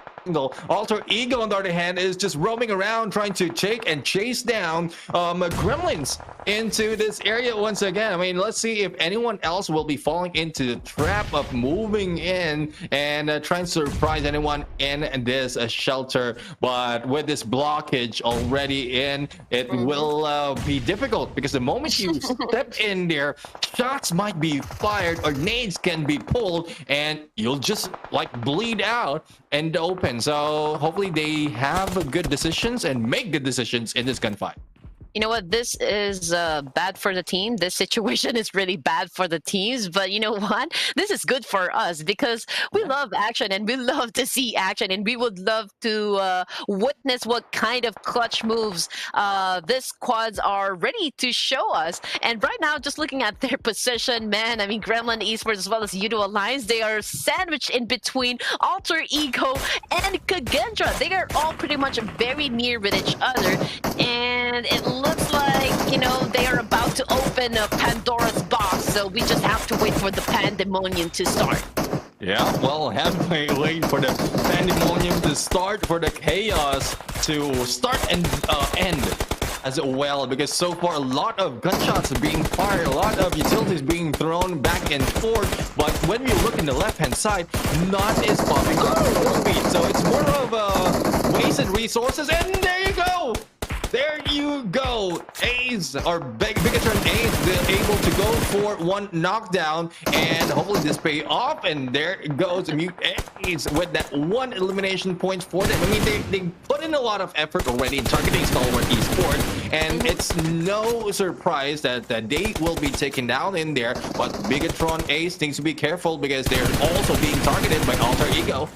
Well, you just have to give it to the ladies. Come on, guys. I mean, they are doing a good job so far. I mean, they are really no pushover, so to speak, and we have pretty much established that one, you know, from day number 1 up until now, boys and girls. Anyway, again, the T2K, they have plenty of space to move around, and they don't even need to worry about anyone coming up from behind. And as we go through the final zones, you know, for each map, a lot of strategies will definitely come into play, and we can already see some, you know, Bigatron Ace, they are taking advantage of that small hill. Of course, that provides cover for them. Same thing goes for BN United, but you know what, they are a little bit exposed onto the side of T2K, and Alter Ego knows that as well, and they are now trying to shut down a T2K, preventing them to get inside the zone, and of course just keeping them up, you know, at bay.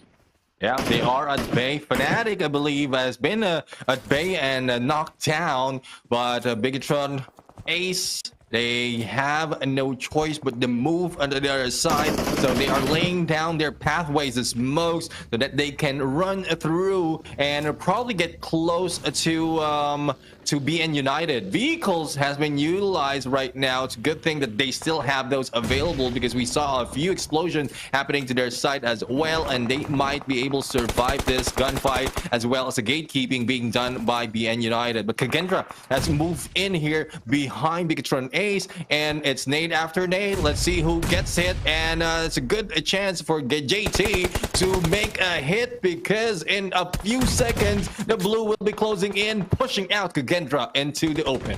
Yes, you're absolutely right, gentlemen. I mean, if you're inside and the circle favors you, then it's a good thing for your team. But if not, well, you just have to get out, and you have to deal with the ladies coming from Bigatron Ace. But I think it's no problem onto the side of Kagendra, because they were able to actually put down one player coming from BTR. Now, we are checking if BN United is currently dominating, and it looks like that they are. But you know what? Grenader goes to Leon, this time coming from Kagendra, down to just 6 teams and 14 players remaining. And again, we still have 50 seconds before we move into stage number 8. But slowly, we are seeing teams battle it out, and Alter Ego eliminating T2K from that clash. Man, that is crucial. Yeah, that's crucial indeed. And well, what is crucial is Baby Ace right now. There's a little bit of tongue twister happening. Baby Ace from Bigatron Ace right now, just trying to fire back against Kagendra, Kagendra and Alter Ego. So the two surviving ladies right here is just managing with their vehicles and with all the utilities that they have. But the Fnatic right now is just waiting for the opportunity as well. Hoyoung, as the day pass by, this is what we're talking about. You don't want to be passing by, especially on a close quarter battle just like this. And BN United right now will try to hide out. It's a good thing cover will be happening from the other side. Yes, I mean, Alter Ego is in a very good position so far. He has a very good side over those players coming from BN United. But of course, Fnatic is working another angle for himself, and he would want to target, you know, those players coming from BN United. But it looks like Fnatic will then have to move a little bit onto the left side, because man, I don't think he can find a good opening, you know. But let's see what Madcut is going to do. He has an M249, of course. This is a machine gun that can probably take out or wipe out the entire BN United with those shots, but Hoyoung gets a knocker down, and now we can see Saz moving up a little bit, but not quite so, because you don't, again, want to make any rush judgments. You have already managed to get this far, and of course, you don't want to let go of that chance to get that winner chicken dinner, but Bigatron Ace, the ladies, got wiped out once again. Yep, Bigatron A's surviving a little bit longer, also with 3 elimination to their side, looking good, and improvement being done by the ladies out here. But being United saw the moment he moved out and moved up, he has been taken down, and not only it is with the help of Alter Ego, but the Playzone also did a lot of damage. And let's see, Alter Ego Ares just providing a lot of openings and coverage for the other team so that they cannot go in take some of those areas that they can hide from. But the Mad Cat was able to move in surprisingly closer behind BN United, and they had no idea that the Mad Cat is behind them. I mean, well, that's how a cat is, just sneaky on the backside, and with that turn against 4, he might be caught in the open. I just hope he has 9 lives, for this competition. Fnatic goes in for the kill, and actually, BN United was eliminated. Mad Cat didn't even have any chance to get out of that tricky situation, and it looks like we have our winner chicken dinner, which is, of course, Potato, Fnatic. We got Alta, and of course, Hoyoung coming from Alter Ego, putting up quite a number of points. Man, that is very nice. 10 elimination points, gentlemen, plus chicken dinner. That's a total of 20 in just one match. Yeah, I mean, the pattern emerges. 20 points. They are balancing the elimination points with the placement, but I guess my prediction came in a little bit too early for Alter Ego, because this was supposed to be, they had supposed to be on a previous round, but well, no surprise, they had prime location, they controlled the area pretty well, went in on every opportunity to get into the play zone compared to the others who just went in for the shelter and hide out. Now, still, salute to Mad Cat, who survived longer, survived a little bit longer compared to BN United, who had more players than Gremlin. So even with the M249, he still managed to take down one of the members from BN United. So survivability is really in the heart of Gremlins, but it is the chicken in the hands of Alter Ego. Yes, it was a good call coming from their team to actually push T2K on that side, and that really made they really made it work for them, to work to their advantage. And teams to watch so far for our match number 23, second to the last match this evening, ladies and gents. Again, Alter Ego. We also got Nepal, T2K, and of course BN United coming from Vietnam, and GSM Gremlin Esports coming from Bangladesh.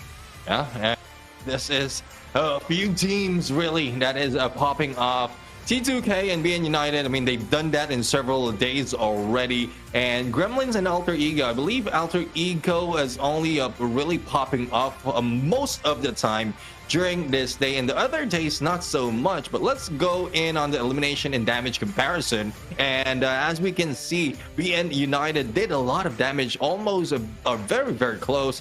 T2K, but not so much on elimination points. So thus they are being gathered by T2K mostly compared to BN United, and 10 and 9 for Alter Ego T2K. I mean, no surprise, they are the teams to watch out for. But I'm looking at Bigatron Aces right now. They have done so well this time, and the final second to last game that we have for the final day, and 3 eliminations in this, and improvements overall has been done. But no surprise, Octa for Alter Ego is MVP. I mean, most of the time he's doing most of the damage in games. Yes, sir. And you know what? Most of the teams really put out a high damage output. So in terms of like putting in the effort and the work, no problem with the firepower whatsoever. But we rarely see, any of the teams put out higher elimination points compared to the damage output. But you know what? If we're gonna take a look back onto the chart just a while ago, I think there was one team that was able to do that, higher elimination points compared to a damage output. So that only means that they were able to actually steal some kills, coming from the knockout from the other squads. But anyway, match summary. We've got the highest eliminations going to XMPL from T2K, and the highest damage, of course, with 994 goes to Octa coming from Alter Ego. Page or Kagendra, 0 with the highest assist, and Octa once again, ladies and gents, with the highest healing done inside the game. XMPL, of course, this exceptional player, again with the highest of knocks. Yep, going into match ranking right now. Total of 20 points being gathered because of that winner and chicken dinner and 10 elimination from Alter Ego. T2K, on the other hand, tied it off with BN United on 11, and T2K in second place, BN United on third place. Gremlins Esports is in here with 10 points, and number 4 Boom Esports, same as Kagendra, gathered 8 points in here, and another tie between DX Savior as well as Bigatron Aces with a total of 7 points. Stalwart Esports this time moving a little bit higher for each match with 3 points, same as Yudo Lions, and surprisingly, Yudo Lions, they started off with only 1 player remaining after DX Savior took down 3 and still managed to get 3 of those points. You know what, from the get-go, gentlemen, it was always the Vietnam and Indonesian teams who are rocking out, the top half section of the overalls, with some of the exception, coming from Mongolia as well. Now, I'm curious to see, as soon as we, Ruthless Esports flashes the overall rankings, if it is going to still be the same case. Of course, you needed to follow Ruthless Hype Esports on all of their social media handles to stay updated with what's happening right inside this showdown. I mean, you don't want to be left out with all of the conversation happening inside the game, and of course, the action that we offer to you guys. And please don't forget to show your casters some love as well. You can follow us on Instagram, on Twitter, on Facebook. All you need to do, and this is very easy, go to the search box and just type in Red Queen Gaming, and if you see our faces pop up, then please do follow that page, because it is us, and we would love to engage with you guys with every tournaments, with every conversation regarding PUBG Mobile. And now, ladies and gents, we will have to take a very short break, so please don't go away. Gentleman Gaming and Red Queen Gaming will be right back.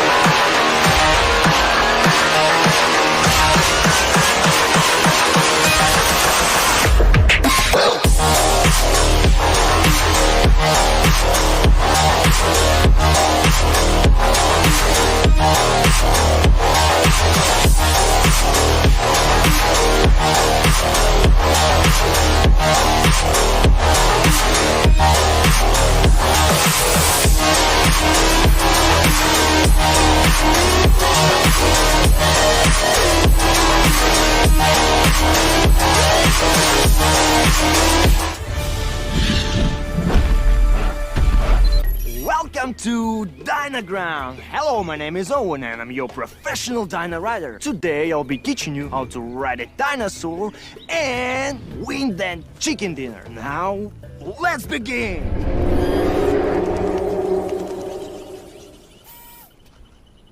Relax, don't be scared. That's the sound of the mighty T-Rex.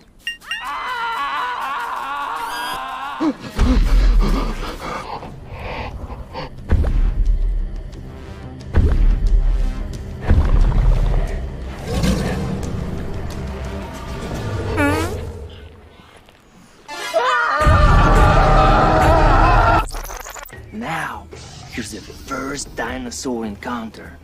I want you to meet my girl Vicky, my sweet little raptor. Look how cute she is. Isn't she lovely? Vicky or raptors, they're the most vicious and fastest beasts in the world.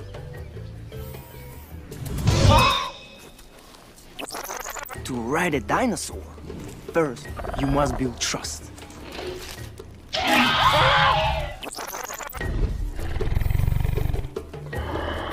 They are carnivores. They eat meat. You have to feed them off. They will think that you are their friend, not food. Once they trust you, they will be a great companion.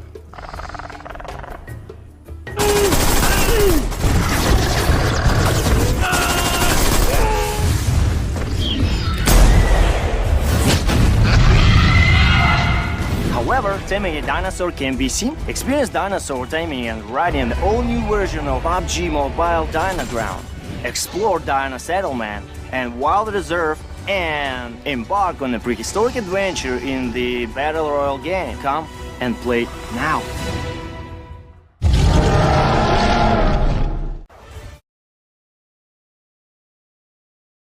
Ladies and gentlemen, welcome back to the show. This is still Ruthless Invitational Showdown 2.0. Still in the caster's desk, I am Neptune the Gentleman Garcia. Together with me is the Red Queen Gaming, and we are here on the last game for tonight. Actually, the last game for the entire tournament. Earlier, we saw Alter Ego took that winner chicken dinner, and so far, none of the teams who has taken that winner chicken dinner has repeated it yet. So as we look at our recap, so again, this is teams that some have only taken their first chicken in this day, and we might see another name in here on the last match. It is Miramar though, and a lot of teams has made some adjustment from the Erangel, so hopefully the same adjustment will be done on this last map. Am I ready? Am I ready to end this competition?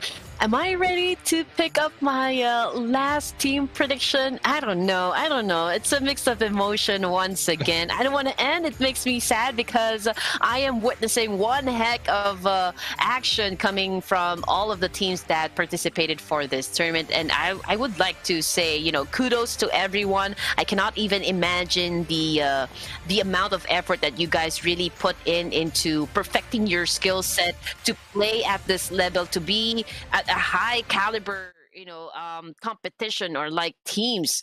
It's already outstanding, and so I'm already impressed. You know, I only wish I can also play the way that you guys play this game, but I'm gonna go and stick to casting. So, gentlemen, are you ready to pick your last team prediction for this tournament? Well, just putting it out there. Again, I'm going to go and take a peek. Xerxia Esports might be Group B is playing, right? I might get it wrong once again. So B versus C, yes. Group B is playing. Xerxia Esports is one of my pick. They did a lot of survivability in previous battle, just didn't get most of towards the end. Okay, that's a good pick, I can say. But right now, I needed to make another one, you know, for Miramar, and so I feel like okay, let's go with someone who just won a battle. So let's go with 21 NFT for our last match of this evening. Hopefully, cross fingers. Red Queen Gaming's already crossing her fingers. 21 NFT might have the chance to win this final match of this tournament. Why not? I mean, there's a lot of changes, a lot of surprises already, and 21 NFT might be able to get another one in this last match. But again, for those of you who are wondering, why are we not showing the overall leaderboards? Because we want to be surprised by our production. So even us, we don't have any idea on where it is or what is going on leaderboard, and we're not that quick in the calculator as well as the spreadsheets to calculate everything else while we are talking as well. So hopefully you can do it for yourselves and let us know in the comment section, who do you think has overtaken who on the leaderboard, especially that number one spot. Well, just make me talk. Don't make me do numbers. I'm already good. Okay. All numbers will be taken care of the production team. Okay. Just let me do the casting. I'm going to stick to it. That's my forte. But anyway, are you guys ready as we are now about to enter the final match for this tournament? I know that, it's going to be an explosive one. We'll definitely see a lot of aggression probably, for our final match. Those who need more points and who just want to make a difference, I think that they will challenge a lot of teams. We might even see a change in terms of drop locations. We might see some of the teams targeting a different team who's not performing that well so that they can get a lot of points early on the onset of this game. So that's one of, well, I wouldn't say tactics, but one a way to get a few more points early and then hang back a little bit, wait for the perfect moment, probably midway, and then ballot on once again.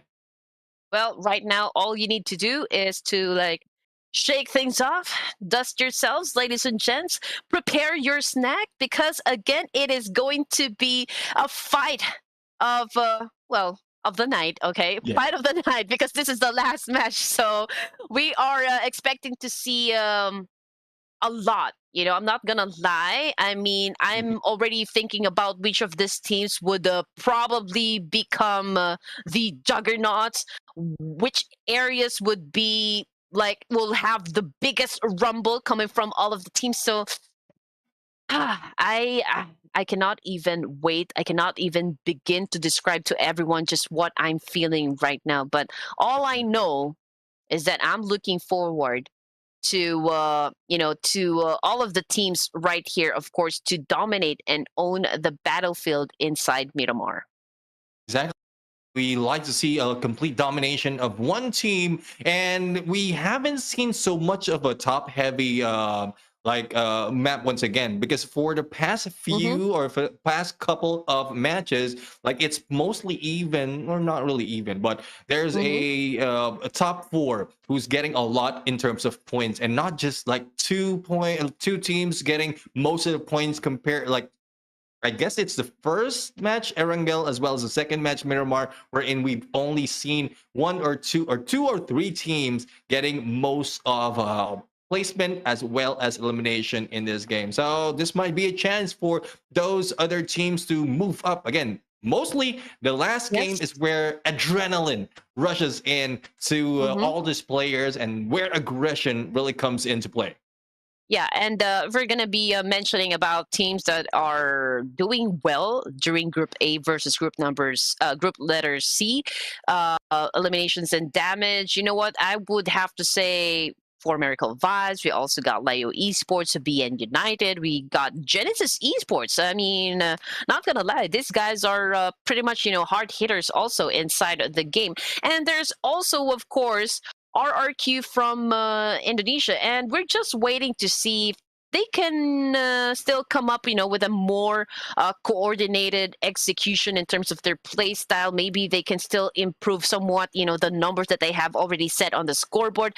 But everything else, I mean, we don't have the privilege, of course, to take a pick on what is really going on with the overall rankings, but we just have to wait and see, experience the whole game, and enjoy the journey. All you need to do is just sit back and relax and let the casters do the hyping up for you.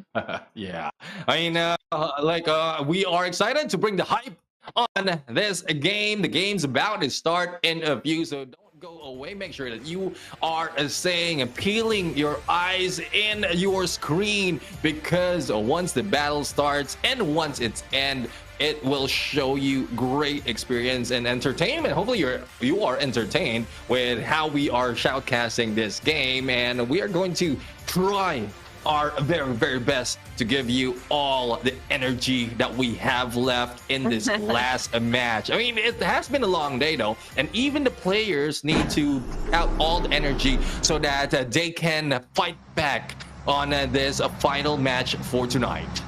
Are you not entertained? Okay, that's probably what I wanted to shout if I get into the middle of Miramar. But then again, okay, here we go. In just a few seconds, we are going to be kicking things up in a final match. We're headed straight to the hot summer desert, Mexican-themed Miramar. Summer capital of PUBG Mobile. Yes, you're right. I do agree with you. Yes, summer capital. Yeah, the heat is going to start in a bit. It is coming from the east to the west right now, a little bit low in terms of this flight path, and I won't be surprised if it will be in the northern part, middle of this map. That will be our first stage of the circle, but we are seeing a few already moving in on to El Azahar, I believe, if they'll be able to reach that area. And some again, Gremlins is moving in already in the east side of this map towards Impala, and not so much of contention at that point. So I guess the teams already found their place in this map. It's just those usual peculiar places where in early engagements happening, like Picado and probably Los Leones, and there you have it, up north where no one has, or well, only a few has reached into their flight, will be our first stage. Well, judging by the initial circle that we have, probably, you know, some of the teams will then go for a car play and then head up north. I mean, the abundance of loot so far,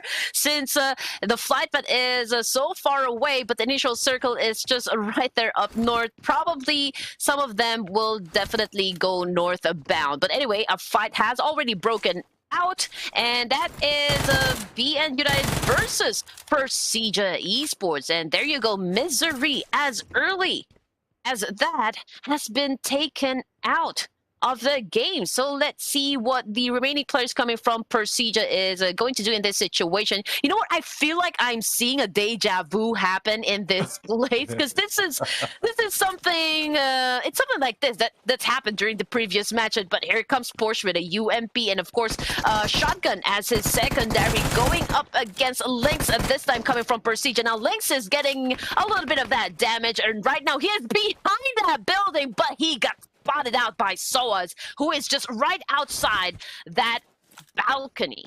Yeah, and one thing about this is if you'll be dropping and seeing another team dropping in the same area as well, at least try to be close to each other so that backup will be available most of the time. And from what we're seeing, Lynx had no backup overall because Luxy as well as Red Face is on the other side and into that compound. And well, it's just a matter of time if BN United will be hunting them down. Otherwise, like Persija Evos might be grabbing a vehicle if they can and move away from this area. Luxy trying to throw a grenade on them, but with that trajectory, I believe he has already been spotted, and Red Face needs to move in. Lynx is not yet confirmed just yet, but it's just bleeding out. A matter of time before he will be taken out. If you guys watched the previous broadcast, this is where actually one of the best moments will be coming in from Luxy of Persija Evos. This is where he made a clutch move and eliminated the opposition with with all by himself. So I mean, this is that was one of the best highlights if you're going to ask me. But let's see if he can remake that and bring in the same kind of energy to wipe out the entire players of BN United. But so far we are seeing them go at it, doing head-to-head fight, a break, going in for the kill with a shotgun. Oh man, Red Face Blaze goes down. Porsche goes down as well. But it looks like BN United is really the one dominating this encounter. And there you go. Just like that. Persija Evos with just one elimination up on the board has been the first team to get eliminated out of Miramar match, which is, again, the final game this evening. Yeah, final game this evening, and the next team who might be eliminated, it's either Genesis Esports or 21NFT, depending on how or will they be spotted by the opposing team. But right now, 21NFT will be able to move away. The two players far away from this area where Pubg from Boom Esports will be staying. Now, Gremlins right now is also just roaming around, looking and hunting probably for some of the players, and I think they they were the ones who took down the two players from 21NFT. Thus, the hunt continues, but Pubg will be caught in the middle, and it's no question that he might be spotted the moment that the Rowdy goes into this compound. So Pubg needs to be smart, UMP in hand, and all he had to do is time it well, because the other players is so far, and he might be able to confirm this. You know what? It looks like coming from the kill feed, Team Secret, and of course some of the players come from Gremlin Esports as well, is in a battle. There you go, Pubg with a kill, using that UMP and of course an AKM, and the fight is not over just yet. Onto the side of Boom Esports, and of course a Gremlin. Let's see who is going to win this fight as Pubg charges in with a UMP. He goes down. Where is the backup? There is the backup that we have been waiting for. They have to take care of business. They have to eliminate. There's a one player coming from Boom Esports, and I think they were able to wipe them out. Perhaps we're not just sure. Okay, let's see what is going to happen. Okay, so we have two teams, right? Genesis and Persija. Those are the two teams that have been eliminated from the game. Yeah, so Genesis Esports was left with only two players, and I guess it's Team Secret who was able to take them down, and that happened off camera while the battle of Boom Esports as well as Gremlins is happening right now. Utilize, on the other hand, is going toe-to-toe against Leo Esports. Let's see us who will be going down. DBS in hand, and a hit against Amator. Will be missing on the other side. The bait will not work, and they need to run away. Utilize right now, backs open, and here comes the backup. Flaxa will be taken down. Okay, look, will still be on the other side, and it's a little bit too late for Utilize backup to come in. The smoke or probably a nade will be pulled in to take advantage of the situation. Leo Esports already had this advantage against Utilize. Well, here you go, ladies and gentlemen. Leo Esports already made a move. Udo Alliance already back in the lobby. We still have one more that's currently not on it. It's like, I hope I'm saying it right. Is on pursuit, of course, to eliminate some more players from Udo Alliance. And there you go, ladies and gentlemen. Udo Alliance, the third to be sent back to the lobby. Of course, kudos, good game, well played. Thank you very much for playing in the Ruthless Invitational Showdown 2.0. Question that it is going to be